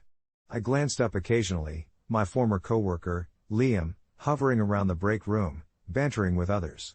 There was a noticeable shift in the atmosphere. Some friends avoided his gaze while others awkwardly laughed a little too loudly at his jokes. And then there was me, torn between relief and guilt. Yes, I'd said what I had to, but watching him try to fit back into the dynamic with forced smiles tugged at something within me. Was I the one who had thrown the first stone, or had I merely uncovered something that was always rotting beneath the surface? After the day stretched on, I found myself in a meeting where he made a comment that was, quite frankly, absurd. The room contained an array of reactions, nervous giggles, suppressed eye rolls, but I felt it sharper. The urge to call him out again gnawed at my insides, but this time, I held my tongue. The last confrontation had rocked the boat enough. My job wasn't worth the backlash of becoming the office pariah. I decided instead to be the observer, taking mental notes of how people interacted with one another, how toxic conversations shifted like the tides, and recognizing that I was free to swim away from that shoreline. Later, as I was packing up for the day, a nagging thought played in my head. Was my confrontation worth the unraveling it caused? It felt good to speak my truth, but I didn't want to spiral into another black hole of conflict. I let it roll around for the rest of the evening, along with the slower moving hum of my thoughts. I got home and poured myself a glass of wine, sank into my couch, and turned on a show that I knew would soothe my restless brain. Then I picked up my phone and scrolled until I found that subreddit I frequented. As I typed out my experiences, framing it just right to elicit some feedback, I felt a tide of hope. Maybe I wasn't an asshole for wanting respect, but even writing those words out made me realize the complexity of it all. We are social creatures, but we often forget that the cost of fitting in can sometimes be the highest price of all. The next day, I entered the office, buoyed by the feedback I'd already received from various users on Reddit. Many encouraged me to keep being true to myself, while others raised valid points that got me thinking. Maybe with subtlety rather than outright honesty, there could be a middle ground. Just then, I spotted Liam at the far corner of the break room, isolated but not entirely alone. He was talking to Sarah, an old friend of mine from another department. My heart sank slightly. Was this the moment we should talk about what happened? I hesitated, my mind racing. Did I really want to address it like adults? I noticed Sarah laugh at something he said, and with it came a twinge of jealousy I didn't know I had. Suddenly, I craved closure, but I wouldn't allow myself to be the one to initiate it. My ego clashed with my desire for peace, but as I moved to pour a cup of coffee, I caught Liam's eye. He smirked, and something shifted inside me, something dark lifted, and instead of feeling anger, I felt a wave of sympathy wash over me. Maybe he was just navigating his way through this strange office dynamic as I was. I took a sip of my coffee, suddenly deciding that I wouldn't avoid him anymore. Maybe once bitten, twice shy, but I was done living like the awkward chess piece caught between an unyielding game. For better or worse, the echoes of that night still lingered, but instead of defining what I did wrong, they ignited a new curiosity. As I made my way back to my desk, I felt lighter, braced by the possibilities that lay ahead. After all, if I could be strong enough to voice my dislike, then maybe I could also find the courage to create new connections. I smiled softly at the thought, understanding now that growth often springs from the messy and uncomfortable feelings we try to push aside. It was about time for all of us to step up or move aside. As the days passed, I started noticing little shifts around me that reflected my newfound resolve. I interacted with coworkers I had previously ignored, the ones whose small talk seemed trivial in the shadow of my ex-coworkers' drama.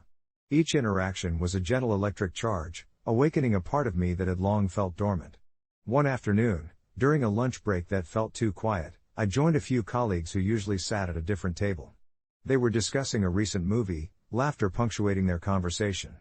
Without thinking much, I chimed in with my own take on it, surprised at how easily my words flowed. They welcomed my input as if I had always belonged there, and with each laugh shared, my confidence grew. I began to realize that I could carve out my space without pretending to be someone I wasn't. But it wasn't all smooth sailing. I still had to navigate the aftermath of that confrontation with my ex-coworker, Julian. Word had spread through the office grapevine. I could almost feel the unspoken questions pulsing in the air whenever I passed by my old teammates. Did you really say that? You called him out? I felt their curiosity like heat against my skin, and sometimes it was unsettling. One morning, I found a message from Julian, through an app we once used to communicate during work. His words were careful and almost businesslike. Can we talk? I'd like to clear the air. I stared at the screen, my heart pounding.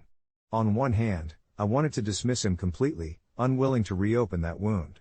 Still, a part of me felt compelled to understand what he might say. Maybe he was genuinely sorry, or maybe he'd warped the narrative to cast himself as the victim. Deciding to meet felt like a reckless gamble. When I arrived at the cafe, I spotted him at a corner table, his posture almost defensive, hands clasped tightly over his coffee cup. I chose not to sit opposite him and instead settled into the chair next to him, creating a barrier, perhaps as a quiet reminder that this space we had once shared had fundamentally changed. Julian opened with a hesitant compliment about my courage during that night. I wasn't expecting you to say anything, honestly, he said, and I sensed a mixture of surprise and irritation in his tone. People usually just let me walk over them. I couldn't help but scoff, the sound escaping before I could rein it in. You know, you've made a habit of stomping on others to get ahead. Maybe that's why no one stood up to you before. The challenge hung in the air, and our eyes locked, a shared moment of confrontation that felt strangely invigorating. His expression shifted, caught between irritation and a hint of self-awareness. I didn't realize I was coming off like that, he said slowly, as if genuinely processing my words. We continued to talk, the tension ebbing and flowing, dissecting the past while carefully avoiding reliving it. I could still sense the defensive walls he held up, but there were flickers of vulnerability, almost like he was testing the waters to see if I would lash out again. We spoke for nearly an hour, and I found myself, surprisingly, feeling some degree of empathy for him. Here was a person who, despite his shortcomings, was human and complex. We parted ways that day without any grand gestures of reconciliation, just a simple nod of recognition that we had laid a few cards on the table. As I walked away, the weight on my chest lifted a little more. In the weeks that followed, I realized how much my decisions had shifted the dynamics of my workplace, taking the first step toward forging a community that felt less about keeping up appearances and more about honest connections. It opened doors to deeper conversations infused with real understanding. I found myself surrounded by allies rather than competitors, and we collaborated on projects with a synergy I had never experienced before. Reflecting on that night now, I can't help but marvel at how a single act of clarity and confrontation, however messy it was, laid the groundwork for a healthier environment. Sometimes we must be uncomfortable to unearth the beauty in our connections. Julian sent an unexpected message weeks later, just a single thumbs up emoji after I presented a project idea we both worked on. I chuckled at how far we'd come, and in that moment, I felt a sense of peace wash over me. There's strength in authenticity, I realized, and I was finally ready to embrace it. When I first stepped into Matt's house, the air was thick with memories, his collection of vinyl records lining the walls, a half-finished puzzle sitting on the dining table, and that unmistakable scent of sandalwood from the candles he loved to burn. We had shared this space for less than a year before tragedy struck. I still remember the call like it was yesterday, the way my heart sank when his sister's voice trembled through the line, telling me he was gone. Just like that, at 33, he left this world in a car accident, leaving me to navigate the wreckage of grief while still trying to honor the life we built together. It didn't take long for his parents to come knocking. They were polite but firm, suggesting that the house should return to them now that Matt was gone. It's family property, they said, glossing over the emotional tapestry woven in every corner. He wouldn't have wanted you burdened with it. I remember standing in the living room, feeling like an intruder in my own life. Their voices grew louder, demanding a surrender I wasn't ready to make. Thoughts swirled inside my head. Was I being selfish for wanting to keep the place that had become a part of me? Matt had always said home was where you felt safe, and this was my sanctuary, my last connection to him. But how could I deny his parents their grief? The guilt of wanting to hold onto this space while knowing they were mourning their son weighed heavily on my conscience. After all, they'd raised him, loved him longer than I ever had. I spent sleepless nights pacing through the rooms, retracing footsteps, every laughter-filled evening, every quiet morning spent in the kitchen with the sunlight spilling in like honey. Slowly, I realized that giving up the house felt like giving up Matt, as if I would be erasing a part of our story. I turned to friends for advice, and they all had differing opinions. Some painted me as the villain, others told me that I had every right to keep the place that held my memories. With their conflicting perspectives echoing in my head, I felt even more paralyzed. Who was I in all of this? After a few weeks, I agreed to meet with his parents, hoping for a solution. They arrived, looking weary and fragile, the lines of grief etched deeper in their faces, and we sat at his dining table, the same one where we'd shared countless meals. What started as an organized discussion devolved into tears, accusations, and desperate pleas. "This is our family home," they argued, while I felt my heart shatter, wondering if I was somehow the villain of this story. Each day brought fresh unease, and I complicated the matter by starting to dream of selling the house instead, a solution that felt easier, a way to turn our shared life into something tangible, something that could finally support me instead of haunt me. But would it be a betrayal? A few days after that confrontation, tangled in thoughts and half-formed plans, I found myself sitting on his old couch. Wrapped in his blanket, scrolling through my phone aimlessly. I stumbled upon a support forum where stories of similar heartbreak were shared, and as I read, I felt a wave of understanding wash over me. The threads resonated with tales of loss, love, and rebirth. It struck me that sometimes, betrayal comes not from holding on but from losing the courage to be honest. I penned a heartfelt letter to Matt's parents, pouring out my feelings and fears, explaining my desire to cherish his memory by keeping the house. I confessed that I didn't want to erase his existence. It felt sacrilegious to me. Weeks passed, and after what felt like an eternity, they finally responded. In their reply, surprisingly gentle and understanding, they acknowledged my pain and agreed to a shared arrangement, allowing me to stay while also ensuring they could visit whenever they pleased. It was a relief, a patchwork solution that somehow felt right. I could take my time to heal, and in turn, they could reconnect with the son they had lost. Days turned to weeks as I settled into the fractured routine of grief and healing, small moments of joy seeping into my days. The last time I lit one of Matt's favorite candles, I didn't cry but smiled, remembering his laugh as it filled the room. Sure, the journey was still messy, and the scars of loss wouldn't fade quickly, but I had found a way to carry his memory forward, still not entirely sure whether I was the asshole, but at least I was no longer alone in my decision. Life, I learned, is not simple, and sometimes, dwelling in the gray is precisely where we find our way back to the light.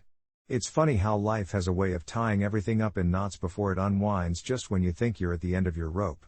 After letting go of the weight of being the asshole back then, I immersed myself in the remembrance of Matt, letting those moments pull me toward healing. I decorate the small apartment we had together with things that reminded me of him, a collection of books he loved, a few of his favorite band posters that I regretfully took down but now hung again in proud defiance of how much I cherished those years together. It felt like a tribute to our time, despite the oft-discussed future that we'd never get to have. But there was still that looming question of Matt's house, the place where we shared both laughter and deep, loving conversations, and it weighed heavily on my mind after his parents reached out again. I remember exactly where I was when his mother called. I had been curled up on the couch, wrapped in a quilt that Matt had snagged from a thrift store because he loved the colors, bright orange patches that felt like the sun. Her voice was steady but trembled with an undercurrent of sadness as she filled me in on the details I'd already processed but hadn't fully faced. They wanted to discuss the house. It was a direct route back to the thoughts I tried to bury, that sense of obligation to return it to his family, to honor his memory alongside theirs, but it was also the thought of giving up a piece of my heart that kept me from saying yes. I had worried out loud to my friend Hannah about what this might mean. Would I be betraying our love? Would I be turning my back on the countless memories that literally echoed in those walls? Hannah had listened patiently over coffee, her blonde curls bouncing as she furrowed her brow. "You're not abandoning anything," she assured me, sipping her steaming latte, "you're just considering what Matty would have wanted." But the truth was, I didn't know what he would have wanted. We had never discussed what would happen if things went sideways. In my heart, I knew that building a life together in that space was an extension of our relationship, and I didn't want to relinquish it to the sharp edges of grief my memories sometimes morphed into. Days turned into weeks, each one brimming with contemplation.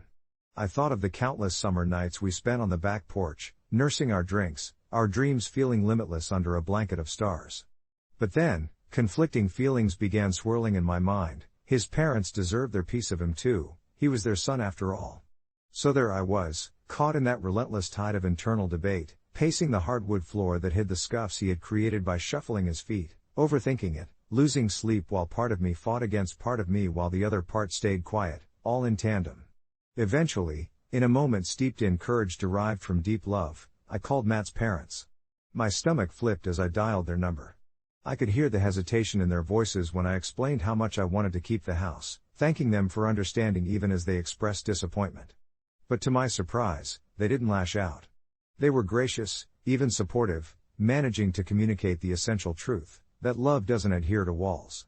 It flows freely, molding the space within. They didn't ask for more, they just wanted to know I was okay, and somewhere in that conversation, I realized I was finally stepping into my own life, one part grieving and another part moving forward.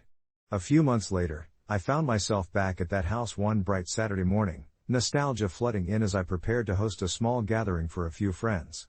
As I laid out snacks and popped the cork on a bottle of wine, thoughts of Matt slipped in like a gentle breeze. I could almost hear him making jokes in the background, a playful reminder of how he used to turn even the most mundane moments into laughter. I stepped outside, leaning against the porch rail, watching the sunlight dance in the leaves overhead. A soft touch brushed the back of my mind, a whisper of reassurance that I was on the right path. By finally carving out my own space, I remembered us while allowing that to be an open door for new laughter, new memories, still honoring the love we had built. I might never fully know if I was right or wrong in my choice, but I finally felt on solid ground, free from the burden of guilt that had been my constant companion. The house was just the beginning. It wasn't the anchor that tied me to his memory but rather a vessel to traverse new journeys. As the laughter filled the air that evening, it dawned on me, the ghosts of our past can coexist beautifully, quietly guiding us, as long as we remember to live for the moments yet to come. Sitting in the midst of friends, I realized it was a world I hadn't fully immersed myself in until now. The chatter around the room was a comforting hum, punctuated by laughter and the clinking of glasses. I watched as Jenna, one of our closest friends, picked up the guitar Matt used to play. She strummed a few chords, glancing at me with that lopsided grin. "We should all sing one of Matt's favorites," she suggested. My heart flickered, half in joy and half in trepidation. It felt like an intrusion into my sacred memories, the kind you protect fiercely yet crave to share. But I nodded, the warmth of camaraderie coaxing me to lean into it. As the first notes of "Hey There Delilah" filled the room, I felt an unsettling twinge. It was his song, one that resonated with our long-distance relationship when he traveled for work, me lying on the couch listening to him through blurry phone lines. I closed my eyes for a moment, allowing the music to wrap around me like a gentle embrace. Instead of sorrow flooding my senses, I found fragments of joy rising within me, memories flashing like starlight. By the time Jenna finished the song, I was smiling, knee-deep in nostalgia yet buoyed by the laughter echoing around me. I looked around, and my friends were there, sharing in the moment, each of them carrying their own piece of Matt with them. Emily, with her wild spirit, was mixing cocktails in the kitchen, trying to recreate his infamous mojito. "Totally nailed it or totally failed it," she joked, and we erupted in laughter again. Yet, even amidst the warmth, I felt the shadows whispering uncertainty in my ear. The house, Matt's sanctuary, lingered at the edge of my mind. I was still torn over his parents' insistence on wanting it, the home that cradled our laughs and sheltered our dreams now looming as a point of contention. I recalled their faces, the raw pain in their eyes during the memorial, how they clung to relics of their son's life, each item a tangible piece of his existence. The texts continued, gently nudging at me, calling for decisions I hadn't yet made. That night, I slipped out to the balcony, the cool air prickling my skin. I leaned against the railing, staring at the stars, which felt so far away yet impossibly close. Did holding on to the house mean letting go or holding tight? There was a truth to letting it go that felt almost liberating, a part of me that knew Matt would want me to make memories in a space that reflected the life I was building. But there was another part, brittle and fearful, that worried letting go would mean losing him all over again. I scolded myself for these thoughts. It felt selfish to cling to a home when his parents were grieving in a way I might never fully grasp. After my friends left, I found myself wandering through the rooms, each space heavy with love and loss. I ran my fingers across the walls, the place filled with echoes of laughter, late-night talks, and raw vulnerability. This wasn't merely wood and nails, it was where I had grown as a person and where Matt and I had spun dreams together. It felt sacred. Eventually, I settled on the couch, wrapping a blanket tightly around me, half seeking comfort and half searching for clarity. In the moments that followed, I found myself reaching for my phone, not to text the parents, but to type out my thoughts. I contemplated how the house could be a kind of bridge, a way to honor Matt's legacy by hosting friends and writing and illuminating his memories. As I typed, it became clear, I didn't have to choose between keeping it and giving it away. Rather, what I truly needed was to transform it. A new purpose emerged from the grief. It could serve as a community space, a haven where Matt's spirit could linger in laughter and shared experiences. Finally, with a steady breath, I hit send on a message to his parents. I invited them to visit, expressing that while I understood their desire for the house, I envisioned a shared future where the space could be dedicated to honoring a life well lived. I knew they might not understand, and my heart raced at the thought of their reaction. My fingers trembled as I set my phone down, each heartbeat resounding in anticipation. I might still be navigating uncertainty, but perhaps, just maybe, I'd found a way through the haze.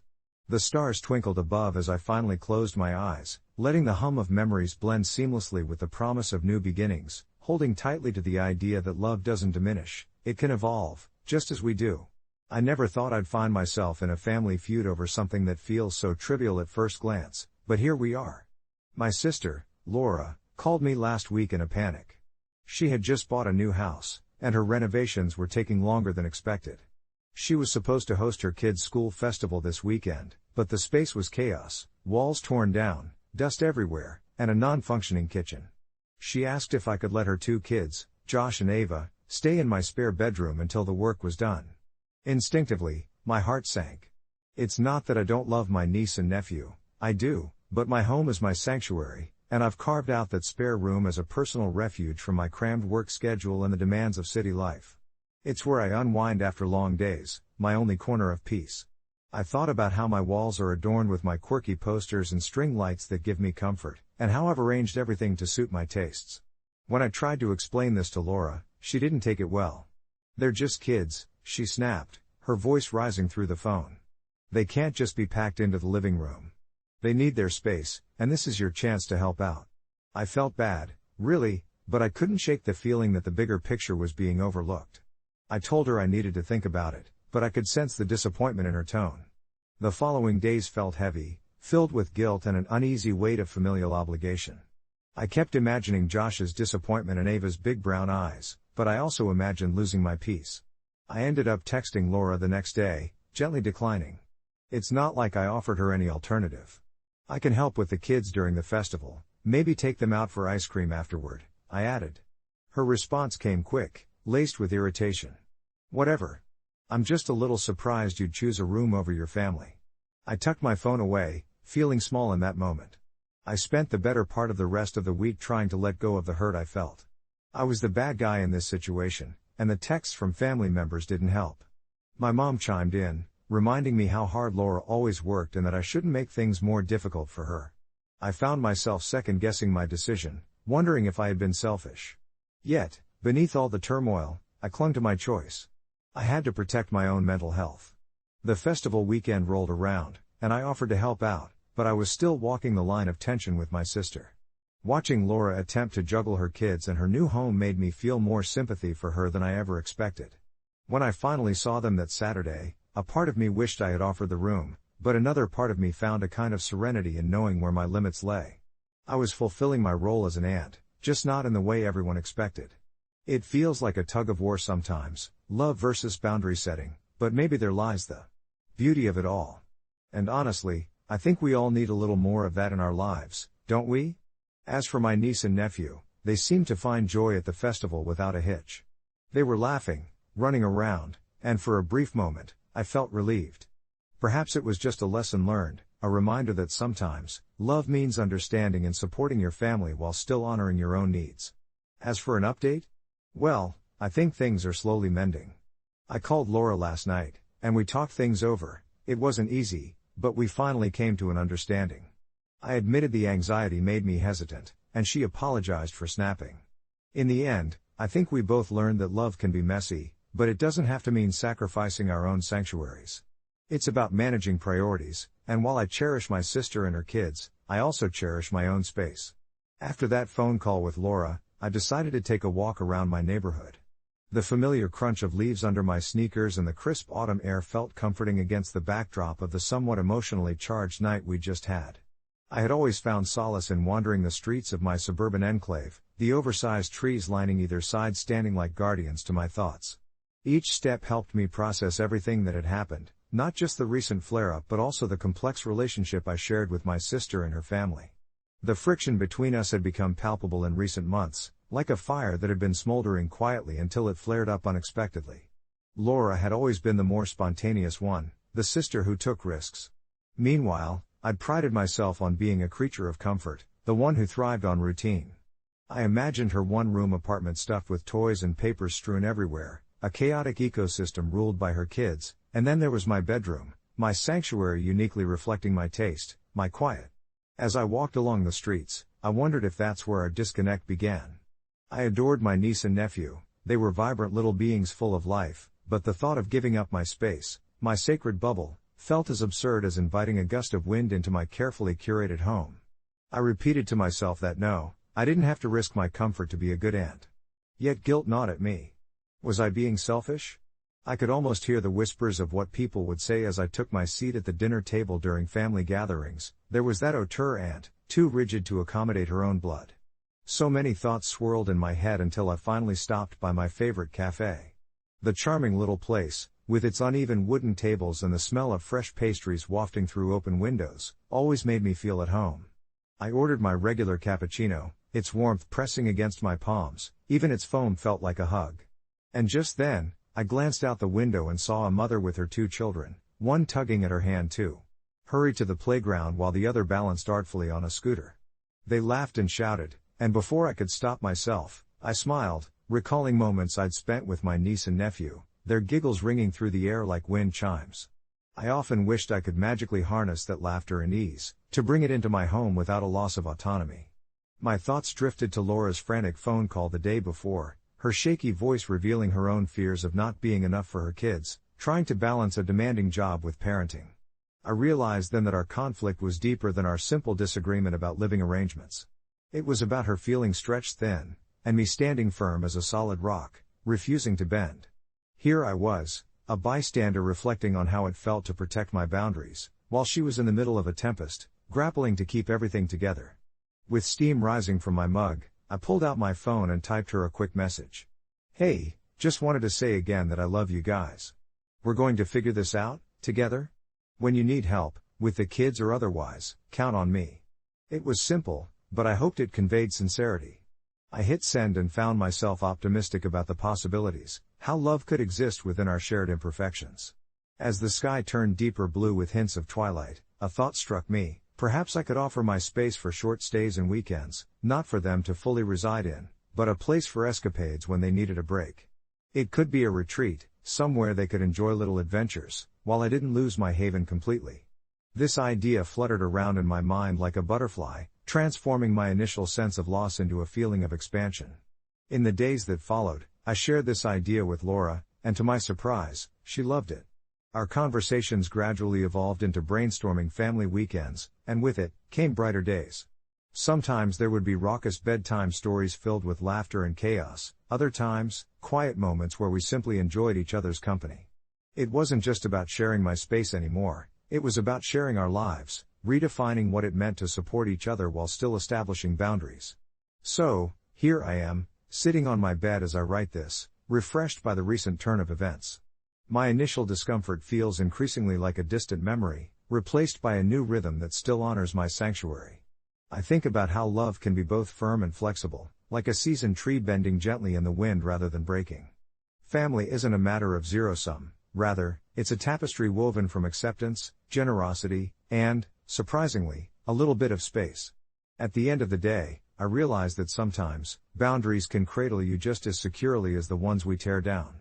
As I sit here on my bed, I find myself glancing at the old photographs taped to my wall, snapshots of family gatherings, Christmas mornings, and birthdays filled with laughter. Each picture tells a story, encapsulating moments that felt so momentous then, yet now seem like echoes of a simpler time.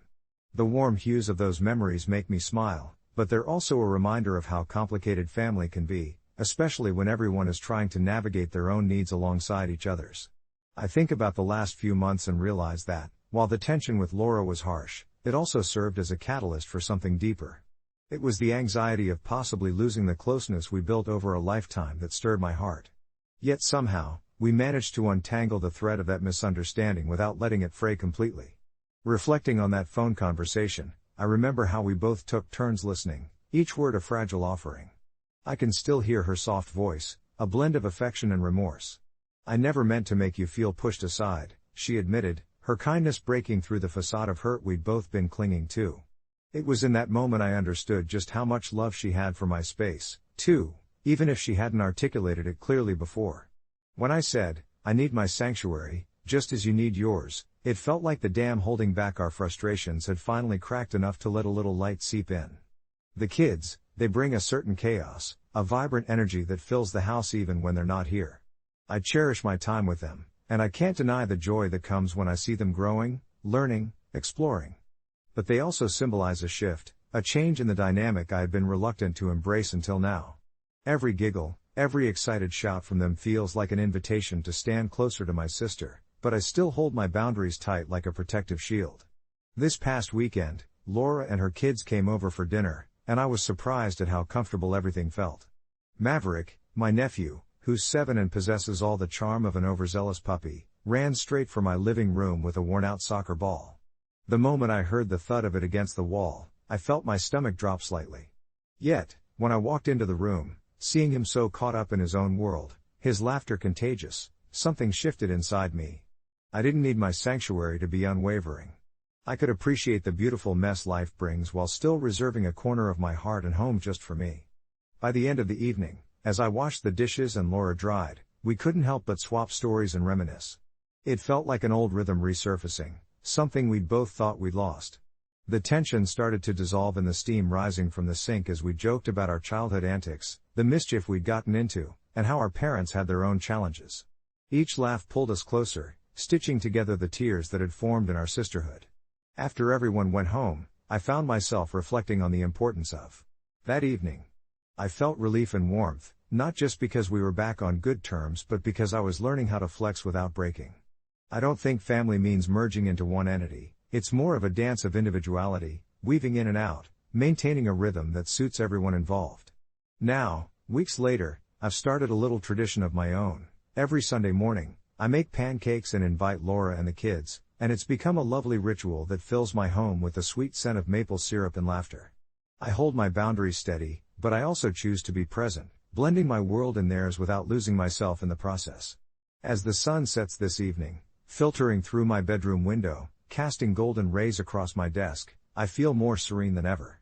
Life will continue to offer new challenges, and there may be disagreements and misunderstandings down the road. But I now sit in my sanctuary, firmly rooted while allowing branches of love to extend beyond its walls.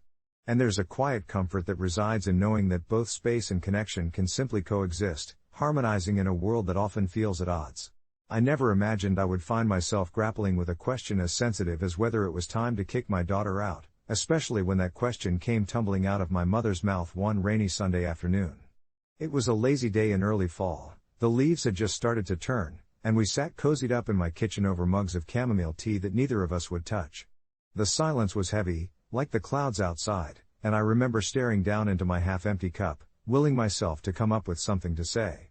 My daughter, Sophie, was curled up on the couch with a book, blissfully unaware of the circus I felt unfolding through our kitchen table. She's 22 now, working part-time while finishing her last year of college, which is what might have fed my mom's concern that Sophie was still living at home. Yet, to me, it felt rational. I wanted to support Sophie, especially after the turbulent years we'd both navigated. Her father walked out when she was a child, and raising her alone had made our bond tighter. I remember my mom leaning back, her perfectly coiffed hair gleaming even in the shadowy kitchen light, and she said it casually, like we were discussing the weather or her latest gardening exploits. "When are you finally going to kick her out? She needs to learn responsibility." Just like that, my calm facade shattered. I snapped, an instinctive reaction that surprised even me. "Mom, she isn't just some inconvenience. You have no idea what we've been through." My voice cracked, the tension in my chest coiling tighter, and I felt shame ripple through me even as the words escaped. I saw her eyes widen, and for a moment, we were both quiet, the air thick with unspoken words. Regret washed over me immediately, but it was too late, the damage lingered in the small distance between us. For days afterward, I replayed that moment in my head, a loop of my harsh tone echoing in the hallways of my mind, and I couldn't shake the guilt that settled uncomfortably in my gut.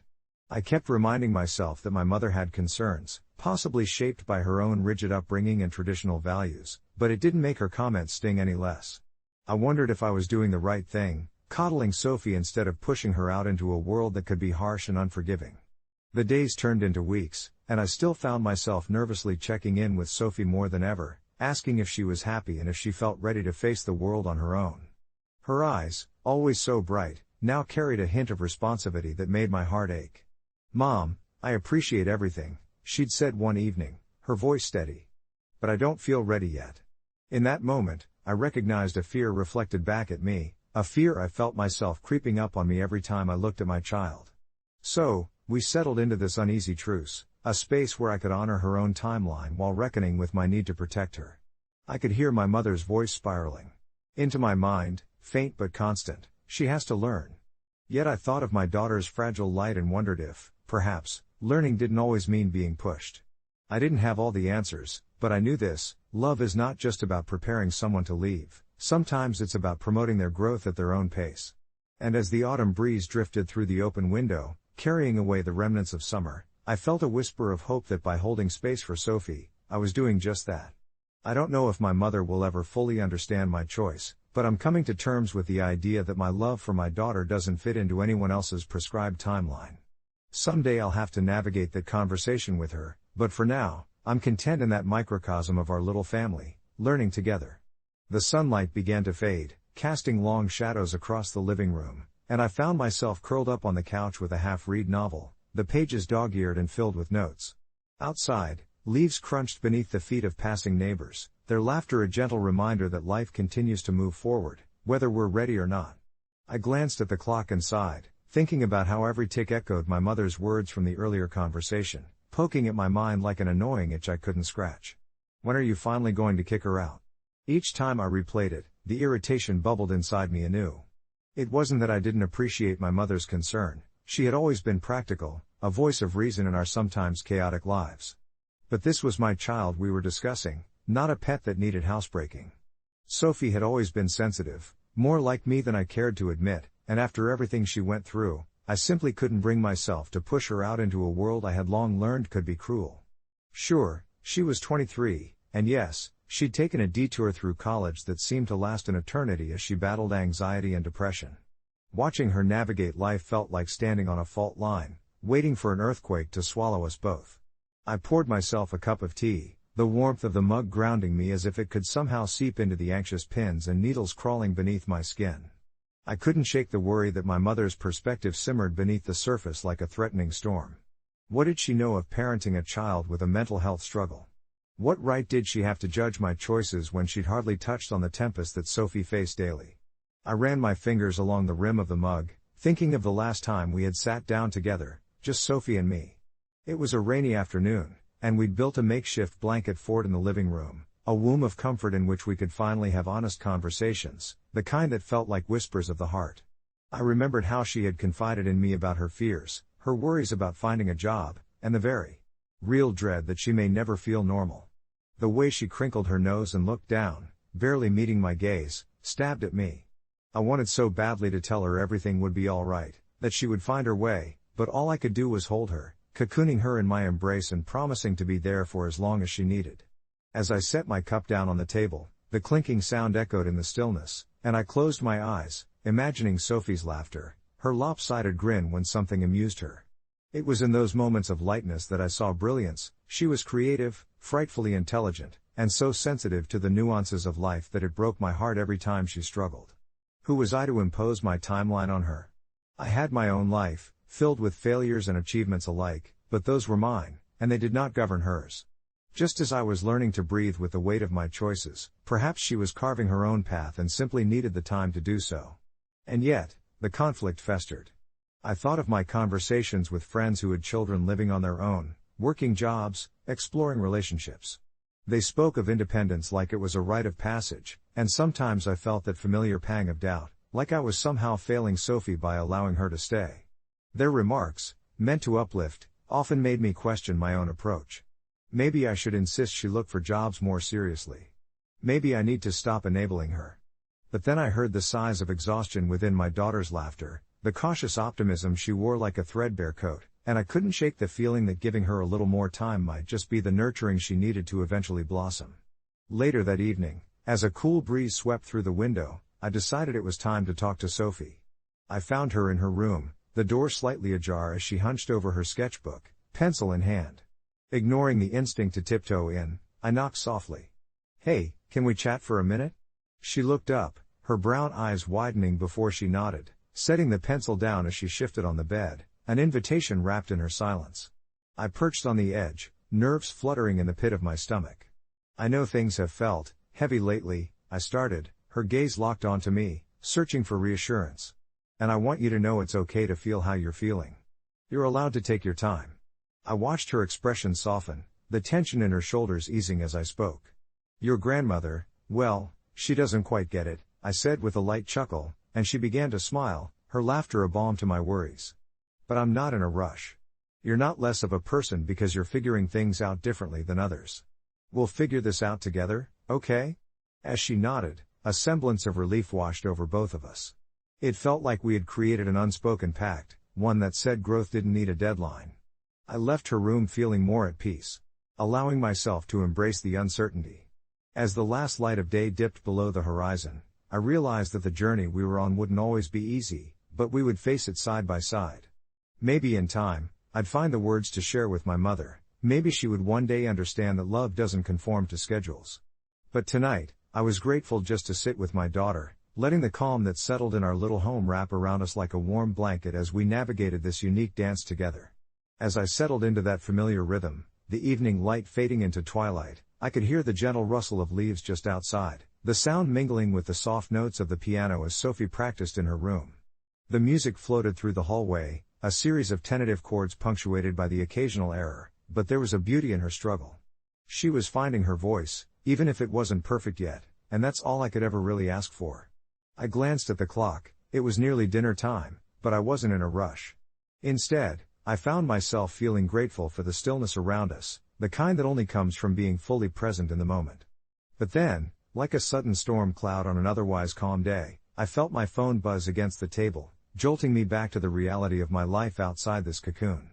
It was a message from Mom, a simple text that read, "When are you finally going to help her on her way?" My heart sank, and though I knew I should have been prepared for it, I felt the familiar prick of anger lodge deep within my chest. This wasn't the first time she'd broached the subject, and I could almost hear her voice laced with that familiar undertone of urgency, the kind that suggested a timeline I simply did not subscribe to. I took a deep breath, trying to parse through my emotions. The tension knotted up inside me. What was it about our relationship that continuously made love feel so conditional? Was my mother really so blind to Sophie's journey, or was she just projecting her own insecurities onto me? The clash of perspective felt unbearable at that moment. I wanted to respond, to unleash the frustration that bubbled up, but I also wanted to protect Sophie from the weight of our family dynamic spilling into what was otherwise a peaceful evening. Struggling to focus, I found my thoughts drifting back to the meals we'd shared, the laughter that sometimes danced in the air, but I still felt torn. With a small sigh, I placed my phone down without typing a reply. As if sensing my upheaval, Sophie peeked her head out of her room, her curious eyes searching for clarity. "Mom? Are you okay?" she asked, her voice cutting through my haze. I forced a smile, one that I hoped didn't betray the turmoil within. "Just a little message from Grandma," I replied, hoping to deflect. "Nothing to worry about." She nodded, but I could still see the flicker of concern in her eyes.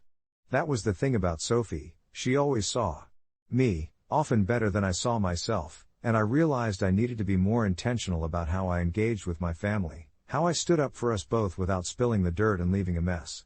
"Hey, wanna try a duet? I bet I can play the melody while you tackle the piano part," I suggested, eager for a distraction. Her face lit up visibly, and just like that, everything fell into place again, the music rising to fill the air, soft yet unyielding. That one simple moment reminded me we were in this together, that our journey, while disjointed, was ours. The shadows of my mother's expectations lingered, but for the rest of the evening, they faded against the backdrop of our laughter and shared melodies. I wrapped my arms around Sophie as she played, letting the warmth of our bond seep deep, and beneath the surface, I held onto the narrative that was continually being rewritten, a story not dictated by others but one woven in love, patience, and time. As the last notes dripped into silence, I knew I still had a conversation ahead, but now there was a steadiness in my heart. Maybe I'd write a letter to my mother, pour out my feelings in words. Maybe, just maybe, she would understand that some journeys unfold in their own, beautifully chaotic way. But until then, I would lean into this moment. We were building a sanctuary, brick by gentle brick. It started as an innocent Saturday dinner at my place, a gathering of friends to unwind after a long week. I had just moved into this charming little apartment downtown, and my excitement to show it off had reached a peak. The scent of garlic and lemon wafted through the air as I grilled some delicious veggie skewers and sautéed shrimp for those who weren't adhering to special diets. Among the group was Lisa, my close friend since college, who had recently identified as pescatarian after not touching red meat for years. I respected her choice, but I knew her habits could sometimes waver in social settings, especially with good food around. It was almost comical how she would swoon over my culinary decisions, her large brown eyes lighting up with excitement at each platter I presented. As the evening unfolded with laughter and wine, I watched her dive into the shrimp with an enthusiasm that bordered on reckless. It was amusing until it suddenly struck me, an unsettling thought, as if a fog had drifted into my usually clear mind. "Hey, Lisa," I said, attempting to tease her lightly, "you know if you eat that, you might as well wave goodbye to your pescatarian label." Everyone laughed, but I was only half joking. I could see the glimmer of guilt in her eyes flicker and fade as she popped another shrimp into her mouth. The atmosphere shifted slightly, we all resumed our chatter, but I could sense her internal struggle bubbling beneath the surface, like the tension of a taut string ready to snap. Eventually, the night made its inevitable descent into messy revelations, and we all plopped down on the couch, a few drinks in hand. That's when she admitted it. You know, she began hesitantly, sometimes, I wonder if I really want to be pescatarian. The way everyone went to town on your food tonight. I felt like I was missing out. It was clear that she was wrestling with herself. She'd always been passionate about her choice for ethical reasons, yet every time she encountered temptation, she felt more and more conflicted. I sighed, struggling with the gravity of what I was about to say. I didn't want to sound harsh, but the truth was nagging at me. Look, Lisa, I started, choosing my words carefully, it's your choice, and I respect it, you know that. But if you can't resist shrimp on occasion and it's giving you this much anxiety, maybe you need to reevaluate why you're doing it. It's okay to admit you want to enjoy food, even if it doesn't fit into one label or another. The room fell quiet, the air thickening with unspoken sentiment, and I could feel the weight of my statement sinking into my gut. I could read her face like a book, confusion, frustration, anger. She snapped back, so, it's my fault I ate meat? Thanks for making me feel like a monster. That stung, more than I expected it would. I felt my heart race, a familiar surge of defensiveness rushing up like a wave. I didn't want to be the villain in her narrative. No, that's not what I meant. I stammered, my voice softening. I just think it's important to own our choices, you know? If you're really struggling, maybe it's time to rethink how rigid you want to be.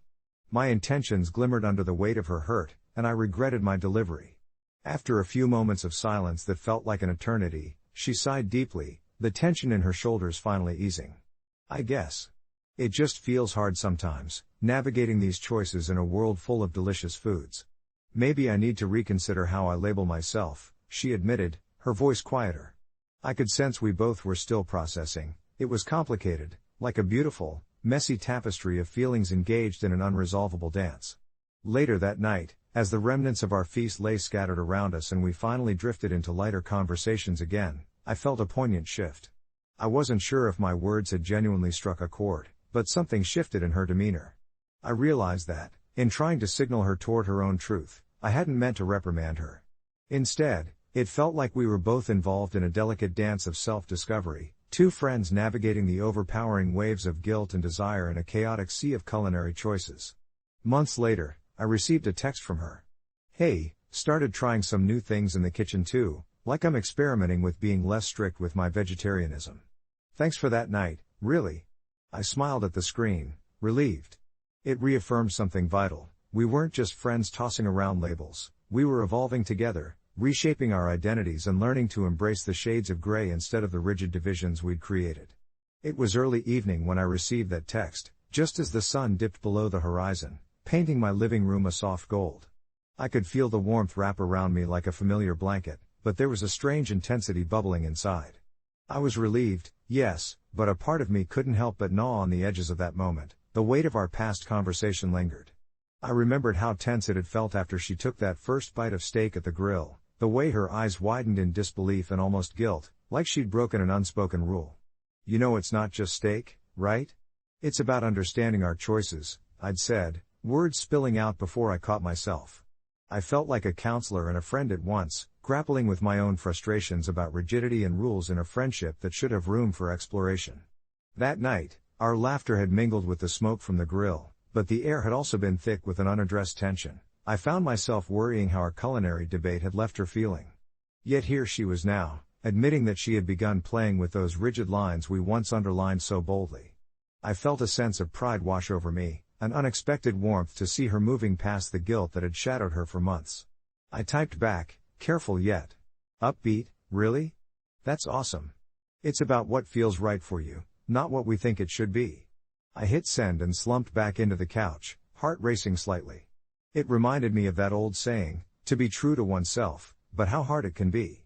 I often struggled with that truth too and realized that questioning things, especially our choices in domains as personal and emotive as food, was not just a trait of culinary exploration, it was a manifestation of a larger conversation about identity. I glanced at my half-empty plate from dinner, the remnants of my own dietary decisions. I'd been having seafood, mostly, saving myself from the more unpalatable choice of red meat. Was it that different from her shift? Is it really just about the food, or is it about comfort in the chaos of adulthood, growing, bending, and reshaping ourselves? Days turned into weeks, and those philosophical inquiries played in my mind as background music, mingling with the sweet aroma of my kitchen experiments. I swiped through my social media later and saw her post, an impeccable plate of sautéed vegetables with shrimp, vibrant and mouthwatering. The caption read, "Just because I love plants doesn't mean I can't embrace a bit of the sea, right?" I chuckled, an involuntary sense of triumph swelling in my chest. She was molding her narrative and allowing the waves of culinary joy to drown out the self-imposed storms of guilt. It made me want to push my boundaries too. Perhaps I could venture into vegetarian dishes beyond my comfort zone. Somewhere in that back and forth of support and experimentation, we found ourselves interwoven, each dish a tile in a mosaic of our friendship. I realized that her choice, or the softening of her restrictions, didn't negatively impact our connection, it only deepened it. One weekend, we agreed to cook together again, a full few hours reserved for culinary exploration. As we diced and chopped, we talked freely, about our lives, our aspirations, the uncertainty swirling around us like the steam from the pans. By the time we tasted our third dish, the vulnerability we both carried transformed into a playful banter. "So if I make my famous crab cakes next week, can you handle the temptation?" she teased, and I couldn't help but throw my head back in laughter. Temptation? Oh, come on. I'll still be here, side by side, in this delicious gray zone, I replied. And suddenly, it felt less like a debate and more like exploration, a shared journey through choices seasoned with genuine care and understanding. I leaned on the counter, ready to whisk my hands into the next dish, feeling our friendship getting thicker, hearty like the meal we were about to create. Life is messy, and the lines are often blurred, but in that kitchen, amidst laughter and the inviting aroma of shared meals, I felt alive, truly, deeply alive. I couldn't predict the future, or if she'd return to a stricter vegetarian path, but I realized it hardly mattered. We were simply living, exploring, shaping ourselves with each meal shared, every step an invitation to experience the beautiful chaos together. That afternoon, with sunlight pouring through the kitchen window, I felt an overwhelming sense of connection to my friend. As I set about chopping vegetables, bright peppers, fragrant garlic, and crisp spinach, I could practically sense her presence beside me. We had planned to conjure up a new recipe together. We called it Meal Assembly Gone Wild, an excuse to toss everything we had on hand into one big bowl and see what happened. It wasn't just about food, it was a metaphor for where we were in life, melding our separate journeys into something vibrant, unique, and delicious. Just as I reached for the onions, my thoughts drifted back to that fateful dinner months ago, when she had taken a forkful of the salmon, her eyes wide with disbelief. "This is so good, but what if I regret it later?" she asked, laughter bubbling just under the surface of her conflicted expression. Now, with each clatter of the pan and splash of sauce, I realized we had both changed since that night. We had stepped away from rigid definitions and found invigorating freedom in playing with the rules. "Hey, maybe we could throw in some shrimp for a little kick?" I called out to her, eyebrows raised playfully. She hesitated for a moment, as if weighing the imaginary scales of her vegetarianism before nodding eagerly. "Yeah, why not? Let's do it." And just like that, we tumbled deeper into our culinary exploration, an unwritten agreement forming in the air between us, that this space was safe for experimentation, for letting go, for embracing the pleasure of the unexpected. As the aromas mingled and enveloped us, rich and enticing, I caught a glimpse of her reflection in the window, her smile wide as she mixed ingredients with wild abandon. It echoed the joyful spirit this journey had instilled in her. There was a new confidence in the way she moved, a contrast to the uncertainty that used to shroud her culinary choices. I felt proud, not just of our dish, but of her bravery to navigate the ambiguity of her identity. It felt like we both were adding layers to ourselves, new textures and flavors that complemented who we had always been at our core. "Do you think this would make a good post for the blog?" she asked, tossing a playful strand of hair over her shoulder. She loved sharing our culinary escapades online, a creative outlet that gave her an avenue to connect with others exploring similar paths. I nodded, grinning. "Absolutely. And we can call it Dancing with Delicacies, a pescatarian journey or something cheeky like that." Our laughter rang through the kitchen, warm and easy, a reminder that moments like these were worth cherishing. As we plated our creation, the vibrant colors inviting and bold, I felt a warmth blossom in my chest, a realization that this friendship had transformed into something richer than I ever anticipated. We had wandered outside the boundaries we once imposed on each other and found a deeper bond through the art of sharing meals. It was about honoring our individual choices while still celebrating every messy, beautiful meal we pulled together. Later, As we sank into the clinking of forks against plates, I took a moment to observe her. She was savoring each bite, letting flavors linger on her tongue as memories intertwined with our laughter. I suddenly felt the urge to share something, an acknowledgement of our journey, our vulnerability. "You know," I said, looking straight at her, "I didn't want to tell you how to feel about your food choices, but I did want you to know it was okay to explore. You remind me that life doesn't come wrapped up in neat packages." Her gaze softened, and after swallowing, she replied with a thoughtful nod. "And you remind me that it's okay to step beyond the labels we put on ourselves. This journey with you is exactly what I needed, to stop fearing the gray areas." Our conversation ebbed and flowed across the table just like the food, intertwining and rich.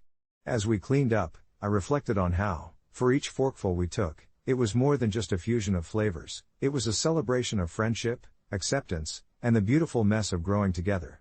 I didn't know where her culinary exploration would lead next or how her relationship with food and identity would continue to evolve, but I felt a sense of calm in the uncertainty. We were both learning to embrace the chaos and quirks of life without the need for rigid definitions, a true friendship woven tighter with every meal shared. I never thought I'd be caught in the middle of a family drama, but here I am, standing in the kitchen, staring blankly at the pasta that didn't really seem to care about my life decisions. My dad had been married to Linda for about 3 years now, and while I'd tried my best to welcome her, I always felt a twinge of discomfort every time she tried to step into the role of mother in my life. It wasn't that she was a bad person, in fact, she was often kind and even funny at times, but she could never replace the void my mom left when she passed away when I was just a little kid.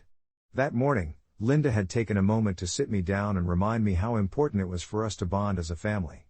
"We need to create our own traditions, sweetie," she said, her voice warm and hopeful. I nodded, mostly just processing the fact that I had burned my thumbs while cooking. But inside, I felt like I was being backed into a corner. When she started telling me stories of her upbringing, sharing her formative moments, it felt invasive, like she was rewriting the narrative of my life without asking for my input.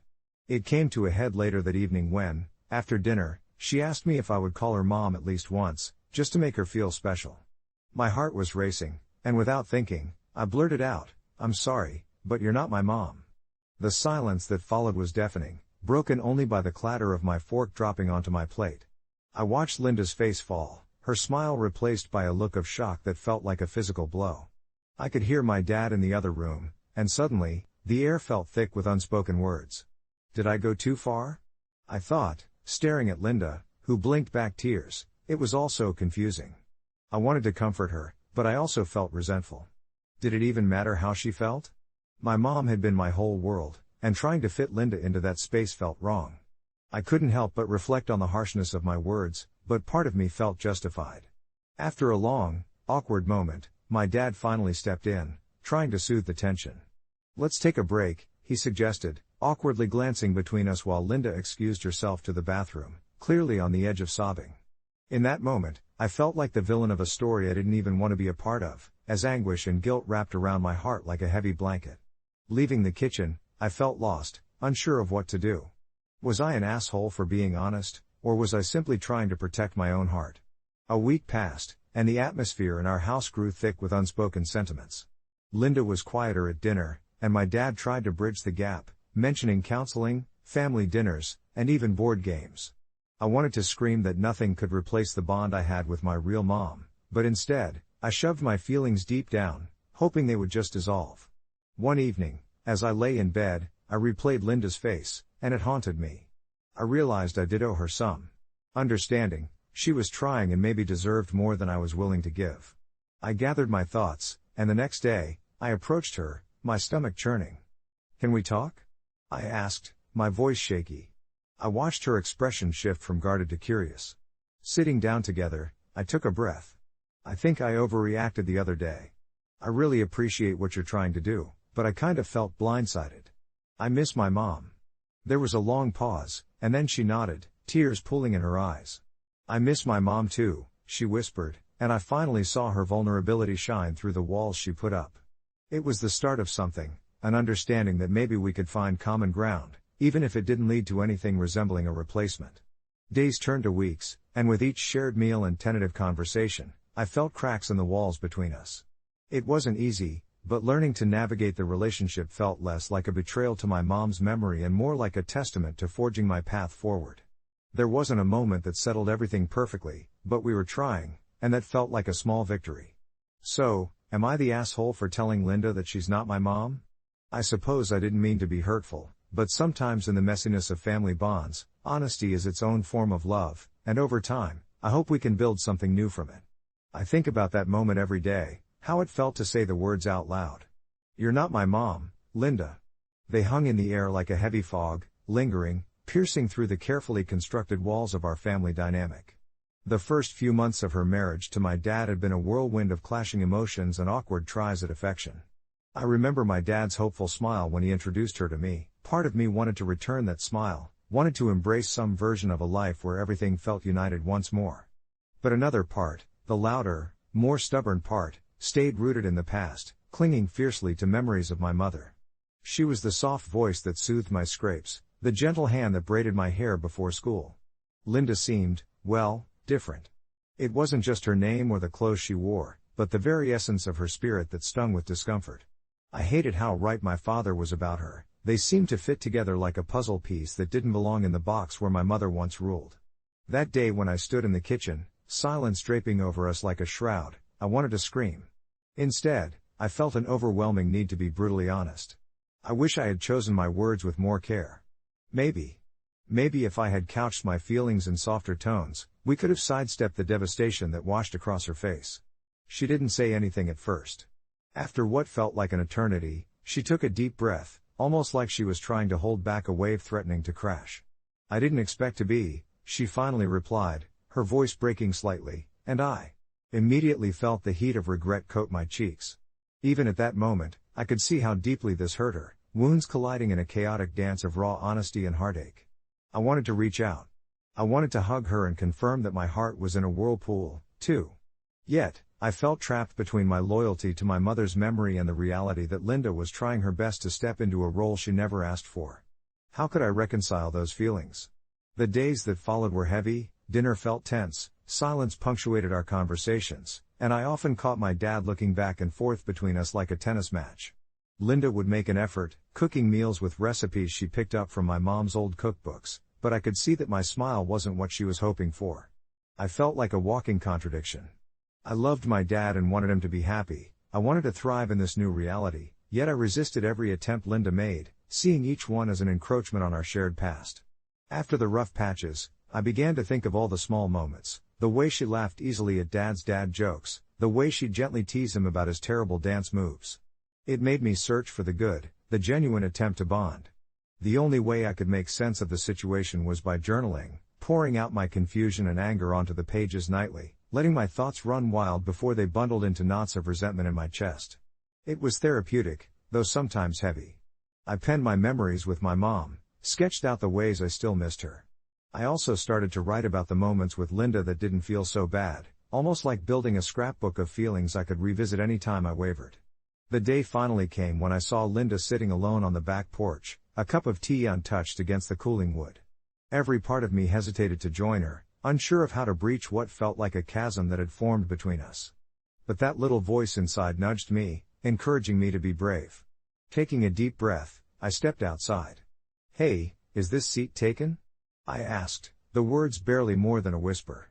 She looked up, surprise etched on her face. "No, it's all yours." We sat in silence for a moment, both of us tracing the outline of our thoughts in the air between us. Finally, I spoke, "I'm sorry about what I said the other day. I didn't mean to hurt you." She turned to me, her eyes shimmering in the soft light, and for the first time, I noticed the vulnerability behind her usual confidence. "I know you didn't. I think we're both trying to figure this out." And there it was, an acknowledgement of the shared struggle, the complexities of our new reality. In that moment, it felt less like a betrayal to my mother's memory and something that might grow. Something new. It began to dawn on me that it was okay to have space in my heart for both Linda and my memories of my mom. Tension still hung in our home like an ever-present guest, but we were learning, piece by piece, how to alter our rhythms into something that did not erase but enhanced. I could let my past stand beside my present. Maybe I'd never call Linda Mom, but I could give her a chance to be something else, a figure carved from shared struggles and burgeoning affection. Every step forward felt tentative, but it was direction. Because sometimes, in the messiness of family bonds, honesty transforms into understanding, and hope quietly takes root. It may not be simple, but amidst the chaos, a soft light flickered, reminding me that the journey is what shapes us. And while I don't have all the answers yet, I know we're figuring it out together, and that has to count for something. But the path towards that flickering light wasn't straight, far from it, actually. Just last week, I found myself seated at the kitchen table, the two of us sharing a dinner that felt far too formal, like we were actors in a play neither of us signed up for. Linda had cooked a lasagna, my mom's recipe, the way she used to make it, with layers of cheese that melted together harmoniously. It tasted almost right, but every bite sent me spiraling back to memories of a time when family dinners felt whole. Chewing was just a cover for my thoughts, and when Linda leaned forward, her plate halfway to her lips, I braced for impact. "You used to love your mom's lasagna," she said, the corners of her mouth betraying a hopeful smile. It wasn't the first time she'd tried to nudge open that door, and my stomach twisted. I blinked hard, feeling this chasm that was all at once shrinking but still wouldn't budge. "Yeah, I did," I replied, trying to keep my tone even. "Maybe we can," she started, but I cut her off. It doesn't feel the same now," I admitted, the words slipping out like shards. Regret washed over me immediately, but Linda hardly flinched. Instead, her eyes softened, and for a moment, I recognized that flicker of understanding. "I know it doesn't, and I'm not trying to replace her," she said quietly, her voice almost breaking. "I miss her, too." It struck me then how odd and beautiful grief can be, a shared experience even between people who should feel worlds apart. My heart tightened, the anger ebbing away, and I realized that we were in the same storm, even if we had different boats. As we navigated those choppy waters, I was surprised to find my guard lowering just a fraction. The tension didn't dissolve, but it transformed, taking on a shape that felt less like hostility and more like something unforeseen. We exchanged stories, her memories of my mom as a stubborn friend, mine as the guiding light in my life. It somehow built bridges over that chasm, filling in the gaps with laughter and remembrance that felt less like an intrusion and more like a tribute. A week later, she asked if I wanted to go to the local farmer's market with her. I hesitated, panic gripped my insides. Was I actually considering spending more time with her? But there was a twinkle in her eye that day, reflecting genuine excitement, and for the first time, I thought maybe it wouldn't hurt to try. "Sure," I replied, the word feeling like it was floating between us, fragile yet full of promise. That morning, we walked side by side under the bright sun, the air rich with the scent of fresh produce, and I remember stopping at a stall overflowing with vibrant flowers. Linda picked out a bundle of sunflowers, her fingers brushing against mine as she handed them to me. "They reminded me of you," she said simply, as if it was normal. "Bright and standing tall." Those words lingered long after that day, threading through the tapestry of our evolving relationship. It wasn't a miracle, but it was a start. I still grappled with feelings of guilt and nostalgia, moments when I'd catch myself longing for that call I could no longer make, a habit of retreating into the secure arms of memory. But every shared moment with Linda peeled away a layer of that discomfort, revealing something underneath, a tentative friendship. As I sit here now, reflecting on all of this, I realize I still don't call her mom. It doesn't feel right, it's too soon, maybe too far-fetched. But there's a warmth that blooms between us, something that still requires nurturing. I've come to appreciate Linda's attempts, and maybe she's come to understand the delicate dance of love and loss that I walk each day. There's room for this new identity we've crafted together, a designation that doesn't aim to erase my past but lifts it up with a new light. So here we are, standing on the edge of something uncharted yet familiar, where understanding begins to bloom in the cracks of our shared experience. And while it's still messy, I'm learning to accept the imperfections and embrace this journey together, one sunflower at a time. I always envisioned my daughter's baby shower as a joyful celebration, the kind where laughter fills the air and love wraps around us like a warm blanket. I spent months planning it, poring over details to create a cozy and inviting atmosphere, twinkling lights, pastel colors, and little treats I knew my friends would love. I wanted it to be a day where my family and friends could come together, share stories, and relish this exciting new chapter in our lives. That's why, when my sister-in-law, Claire, showed up unannounced the day before the shower, I felt that familiar tightness in my chest. You see, Claire and I have a rocky history. Her relentlessly critical nature sometimes tarnishes our family gatherings, and I feared that her presence would cast a shadow over what I hoped would be a joyful day. When I opened the door to find her standing there with a half-hearted smile and a newly purchased gift bag, my stomach sank. I stiffened, trying to pull myself together while also preparing for the inevitable flood of unsolicited advice about parenting that usually flowed from her lips. I took a deep breath, my mind racing, wondering how to navigate this unexpected complication. "Why are you here?" I asked, trying to sound casual yet firm. "I thought I'd swing by to help," she said, her voice dripping with feigned sweetness.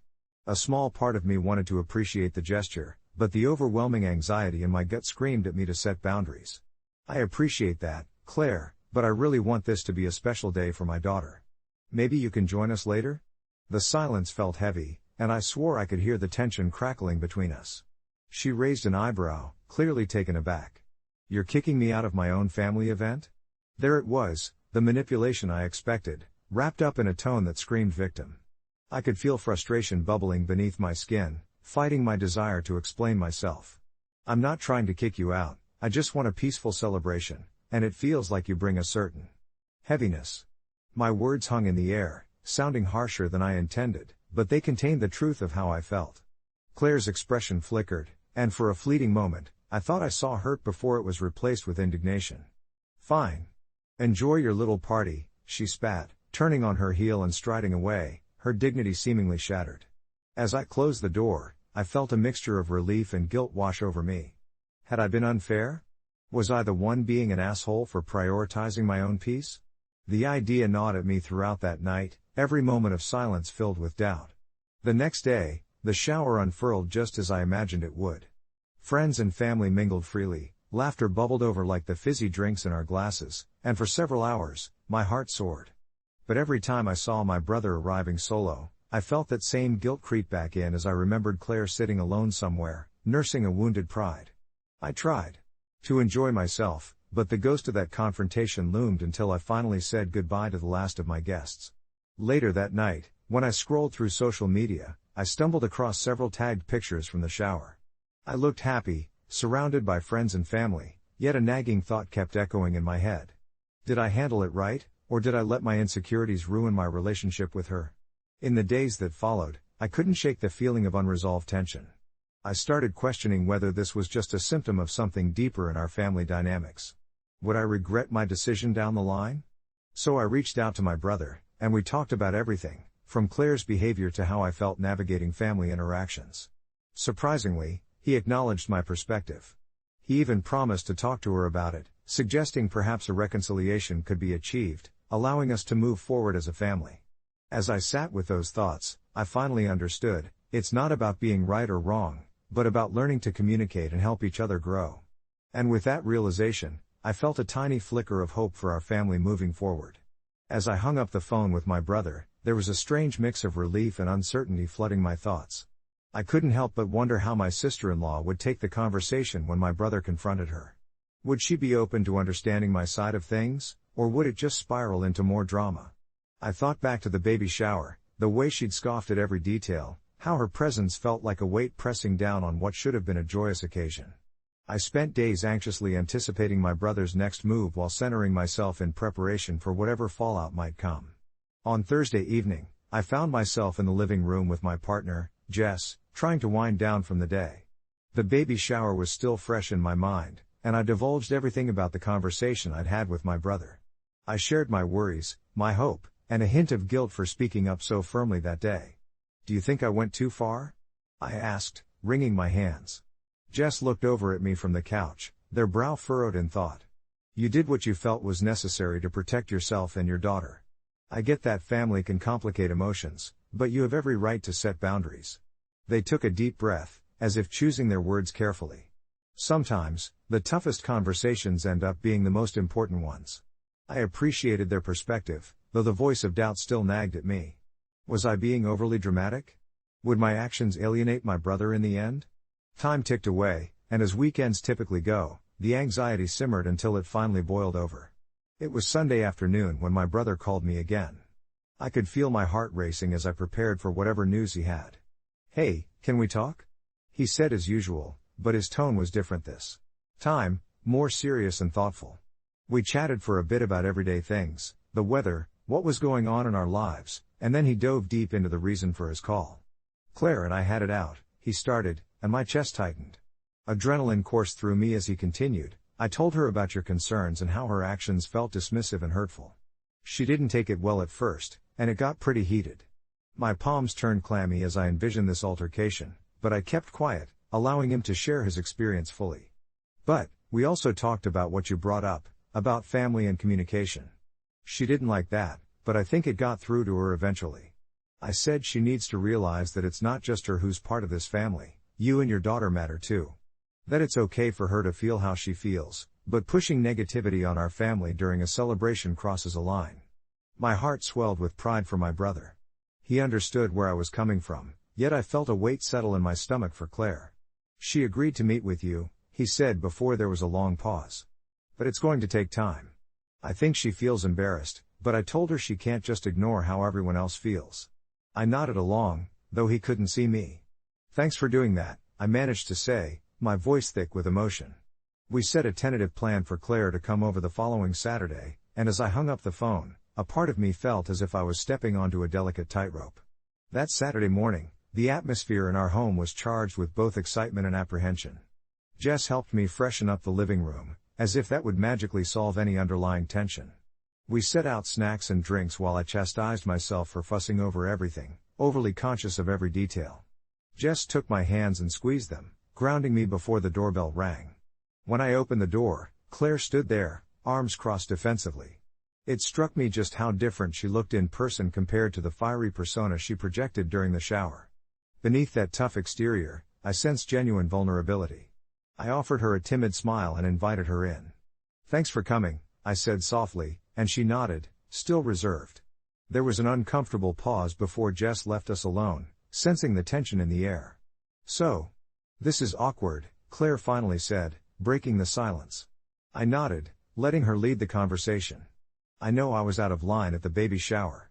She hesitated, and my heart softened at her admission. And it's just. I've been feeling all these things. I thought maybe my comments would lighten the mood, but looking back. I see how they hurt you, she murmured, her eyes casting downward. There was something so raw in her admission that my anger started to ebb away.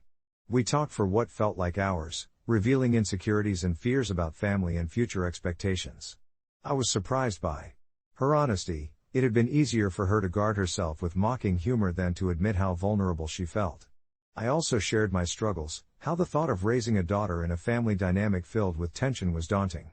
In the end, we both ended up standing on common ground, needing and wanting change, but also wanting to protect our family ties.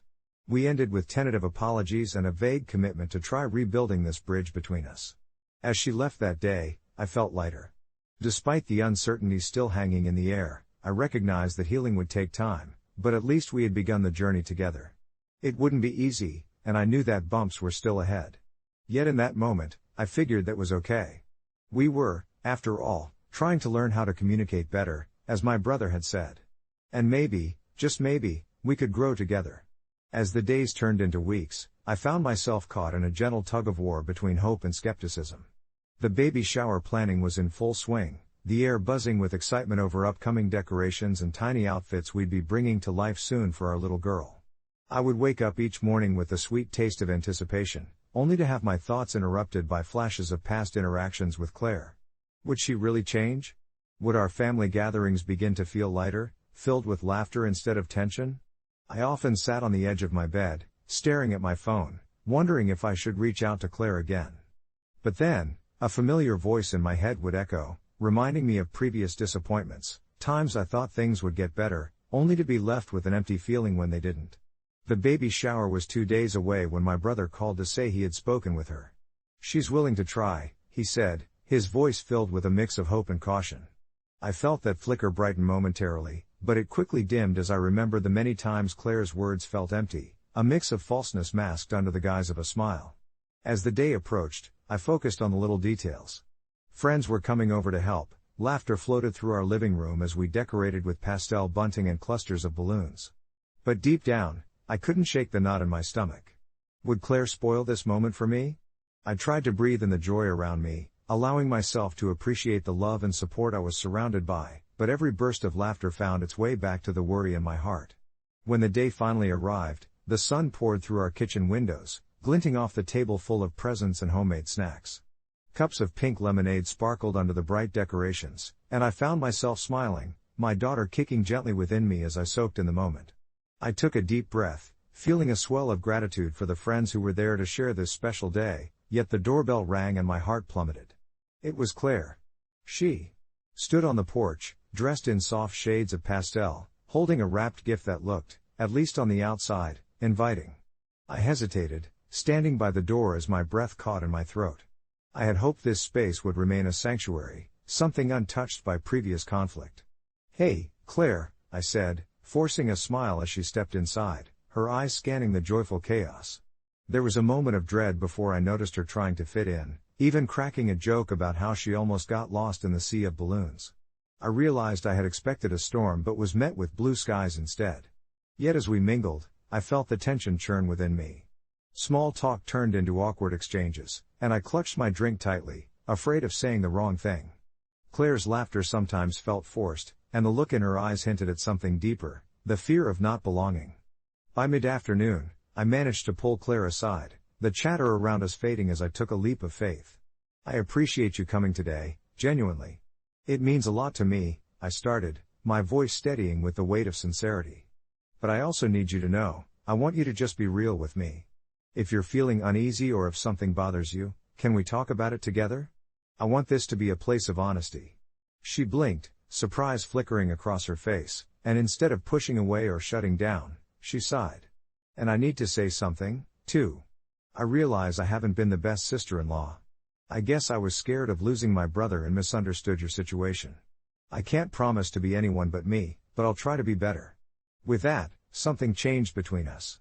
The knot in my stomach loosened, and for the first time, I could see Claire not just as a competitor for my brother's love but as someone grappling with her own insecurities. As we moved back to join the others, I felt lighter. We didn't speak of everything, the hurt, the misunderstandings, but the air between us carried the weight of a fragile pact. The rest of the shower passed in waves of laughter, shared stories, and a few tears. Claire even took a moment to help me with gifts, her smile no longer a mask but a beacon of newfound understanding. As the day drew to a close, I watched as my friends and family gathered. In that chaos stood a possibility I never thought I'd see, a family learning to navigate their imperfections together. I felt a bittersweet recognition that we were nowhere near perfect, but perhaps, that was okay. We weren't just learning to communicate, we were learning to accept each other's twisted paths. Maybe, as the years unfolded, Claire and I could continue peeling back the layers. I closed the door behind our last guest, feeling the warmth of connection blaze softly, promising to cultivate that flicker into something undeniable. Life would still have its bumps, it always does, but now, I felt we had sprouted seeds of empathy among us. And for now, that was more than enough. I never thought I'd find myself standing on the deck of our Airbnb, the salty breeze tangling my hair, trying to figure out how to keep my brother-in-law away from my kids. It all started when I decided to invite my husband's family for a week at the beach. The idea was to create some lasting memories, let the kids play in the surf, and reconnect as a family. But then there was Greg, my sister-in-law's husband. He wasn't a bad guy, but he had this incessant knack for teasing the kids. It began as harmless banter, but soon his jokes turned sharp. I watched as my 6-year-old, Mia, came back to me in tears after Greg's joke about her being a slow swimmer. And then it escalated the next day when Greg pointed out that my 8-year-old son, Jake, couldn't hit a baseball to save his life, all while pretending to take a swing himself. At first, I brushed it off. Just Greg being Greg, I told myself, the mantra echoing in my head as I tried to chalk it up to some misguided humor. But as the days rolled by, I found myself anxious in his presence, hoping he wouldn't take another jab at my kids, dreading the next meltdown. We were here to have fun, not for my children to feel belittled. It all came to a head one afternoon. We were packing up a cooler for a family outing when Greg took a playful jab at Mia again, this time something about her not being able to build a sandcastle to save her life. I felt a heat rising inside me, a protective instinct sparking. "Hey, Greg," I said, my tone sharper than I intended, "if you don't stop picking on my kids, you won't be invited on the trip tomorrow." The words hung in the air, shocking everyone into silence. Greg looked taken aback, and I could feel the weight of his gaze. My sister-in-law's mouth dropped open in disbelief. The kids froze, wide-eyed, unsure how to react. I felt a rush of guilt wash over me. Was I too harsh? But then all I could see were my kids' bruised little hearts. That night, I lay awake, replaying the event over and over in my mind. Was I the jerk for stepping in? Should I have handled it differently? Maybe I could have talked to him privately, but I felt like my only choices were to protect my children or to stay silent and watch them suffer. The next day, Greg didn't come with us. He stayed back at the house, leaving a cold silence in his absence. I felt a strange mix of relief and guilt. The kids splashed and built sandcastles, unbothered and free, but I couldn't shake the thought that maybe I had created a rift. Later, as we gathered for dinner, I felt the tension at the table. Greg's absence loomed large, and I braced myself for the conversation that was bound to come. My sister-in-law finally broke the silence. "You know he really meant no harm, right?" she said cautiously. "He can be a bit rough around the edges, but he loves the kids." I felt my chest tighten. Love shouldn't hurt, I thought, and that wasn't enough of a justification for me. I took a deep breath and voiced my side about the impact of his words, how they affected my kids. There was a strange moment of quiet understanding, a space where we both recognized the complexities of family dynamics. By the end of the week, Greg and I had a quiet resolution. He apologized in his own awkward fashion, a half-hearted joke, but I could see sincerity in his eyes. It wasn't perfect, but we reached a temporary peace. I left feeling like a warrior for my kids, and an uneasy truce was found among family ties. It's been a month since then, and while the trip was awkward, I think it helped all of us realize where the lines were drawn. The kids are blooming, their laughter a reminder of what family should be. But I still check in on myself. Was I too protective? AITA for trying to stand up for my children? Maybe not. Maybe it's just a sign of the protective grit that comes with being a mom. I may not have all the answers, but for now, I'll keep holding the line, even if it gets messy sometimes. Life continues to be a delicate balance, doesn't it? I never thought I would find myself reflecting so deeply on the dynamics of family, especially not after that unnerving vacation with my brother-in-law, Marco. Each day, as I watch my kids blossom into their vibrant selves, I'm reminded of how pivotal that moment was for us, how one uncomfortable confrontation shifted our family's narrative. I was always the laid-back parent, the one who encouraged my kids to express themselves, make mistakes, and learn from them. But seeing Marco constantly undercut them, his teasing slipping casually into mean-spirited jabs, flipped a switch in me. In those moments of hurt, the quiet desperation of wanting to protect my children surged forth. I realized standing up for them meant drawing boundaries, even with family, and that realization opened my eyes to a truth I had previously dismissed. Not all adults understand that their words hold weight, especially around impressionable little souls. That conflict continues to echo in my mind. Sometimes, when I lie awake at night, I question if I went too far. Was I too protective? A part of me wishes I could have been more diplomatic, but then the images of my children's sad little faces flash through my mind, and I feel a surge of clarity again. I can't let them believe that mockery is a form of love. My heart aches at the thought that they might think that's acceptable behavior from anyone, let alone family.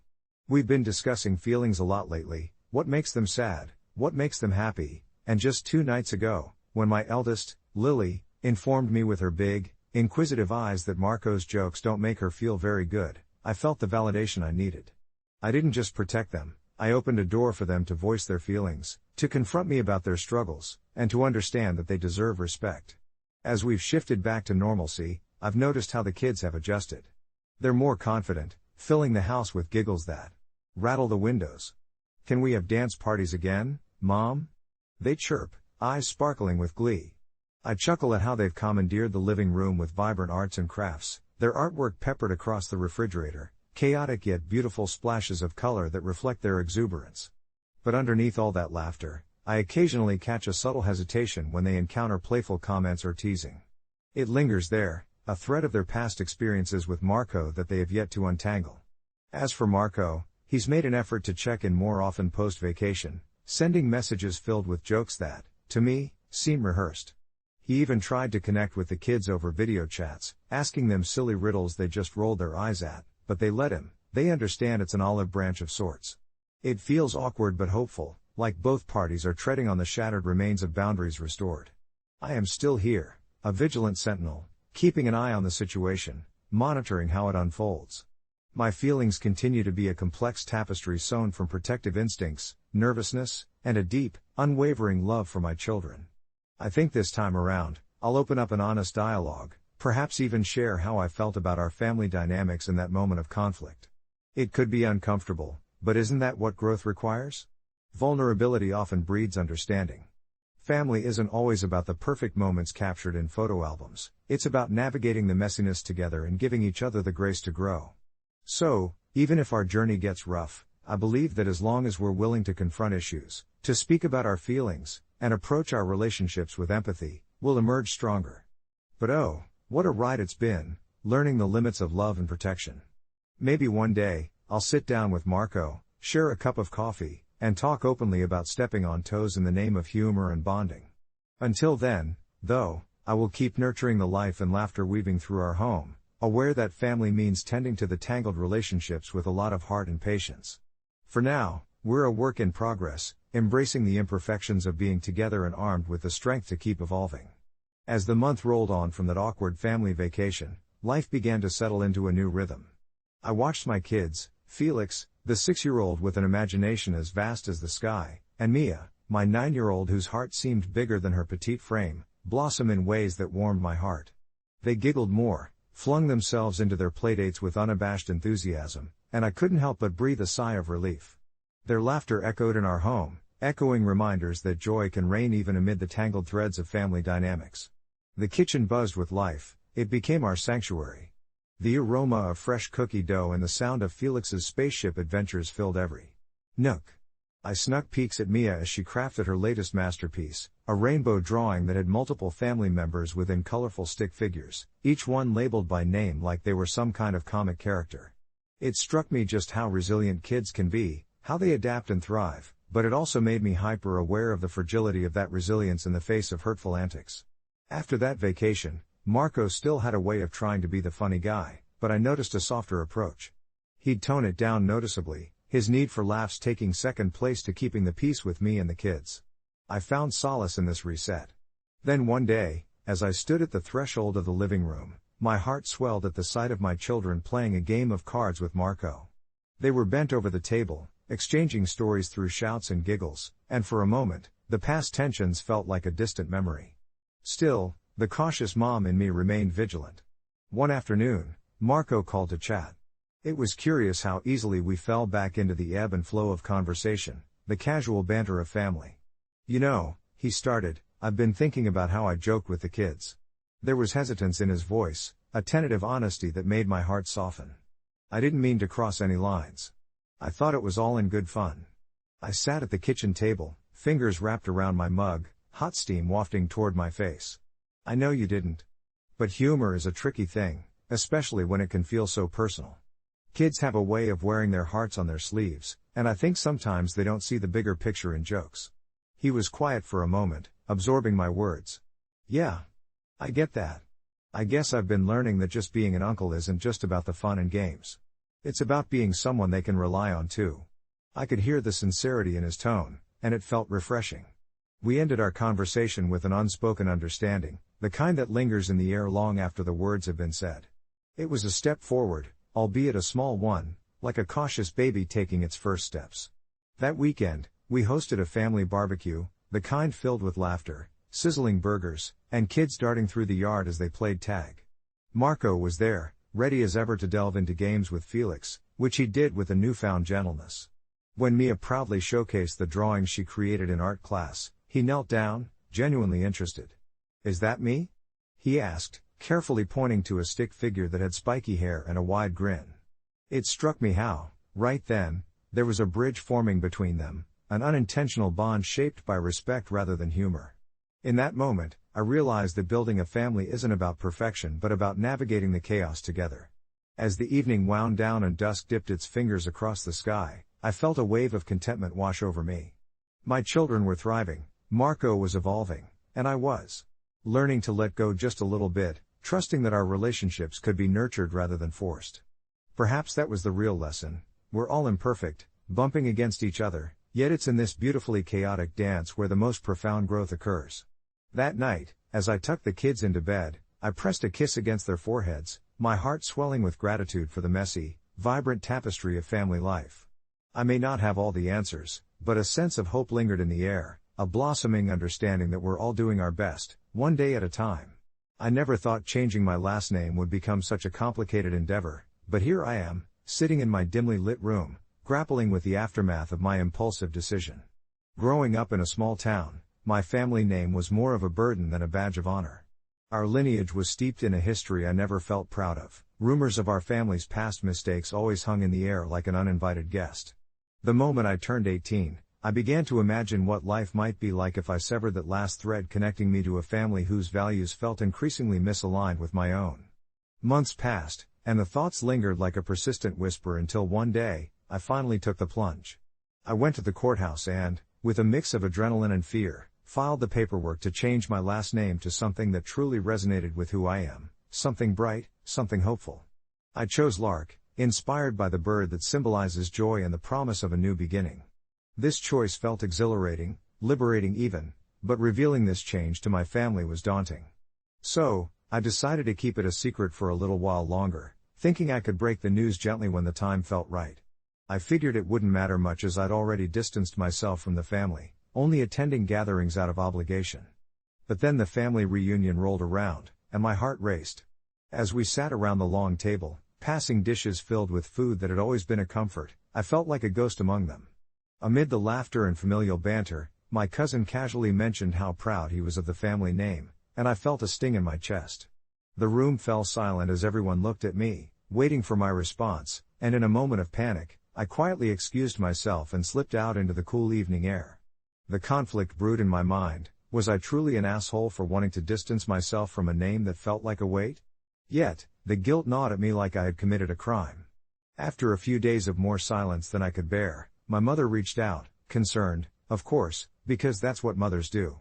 She mentioned how much family meant to her and implied that my secret was like a rift forming between us. I hesitated before replying, my heart thundering as I considered confessing my change. What if they didn't understand? What if they took it personally? Fearing their judgment, I delayed my response and instead found solace in writing in my journal. Here I was, torn between the identity I wanted and the family that seemed to value tradition above all else. Days turned into weeks, and the reunion lingered in my mind, festering more doubts than answers, until one day, I noticed a family group chat buzzing with old photos, laughter, and news updates. Against my better judgment, curiosity got the better of me. I peeked in, half expecting to feel even more disconnected, but instead found myself smiling at the memories being shared. Then I saw a message pop up from my sister, talking about how much she missed me and how family is everything, even when it feels overwhelming. At that moment, I realized I could have it all, my new identity and my family. I took a deep breath and typed my confession into the group chat, heart racing. Hey, everyone. I just wanted to share something important. I changed my last name. I clicked send before I could overthink it. The response was a mix of shock, confusion, and finally, a lot of love. They asked why, and there was this wave of relief when I explained how I felt. It was a risk, but suddenly their support washed over me like a warm tide. You're still our Lark, my brother texted, and just like that, I wasn't the outsider I had feared I'd be. Families are messy, complicated, and sometimes taken for granted, and maybe I was a bit of an asshole for not being upfront, but in the end, it turned out okay. I realized we could adapt, grow, and reshape our connections. My past didn't need to define me, it could simply be a part of who I was becoming. As I lay down that night, I felt lighter, like I had finally opened a window to let the stale air out. It was a long journey ahead to reconcile my past with my present, but the thought of finally being myself gave me a good kind of hope. As I lay there, that new sense of freedom wrapping around me like a warm blanket, I couldn't shake the feeling that I might have awakened something in my family too.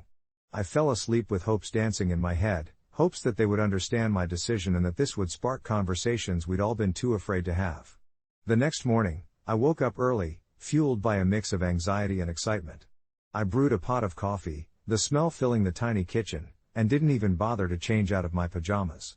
With my new last name emblazoned in my mind, I sat down and opened my laptop, gingerly typing a message to my family group chat, my fingers trembling slightly with each keystroke. Hey everyone, I wanted to let you know I've legally changed my last name. I hope you can support me through this. At first, the response was eerily quiet. I could almost hear the collective gasp.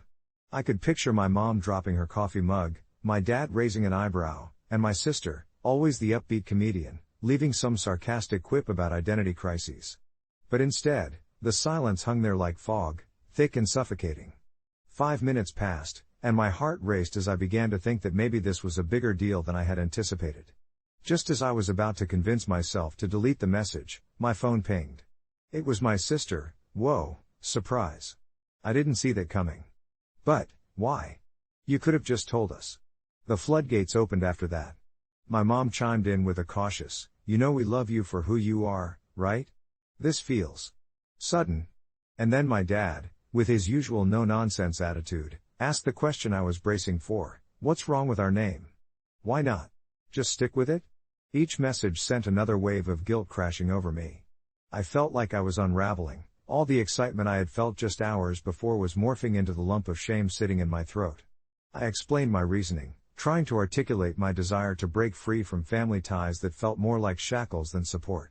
I reminisced about the hurt and confusion of the past, the inescapable truth that my identity felt like a puzzle with missing pieces. I wrote about how that old name dragged behind me like a ghost. Eventually, the conversation took a different turn.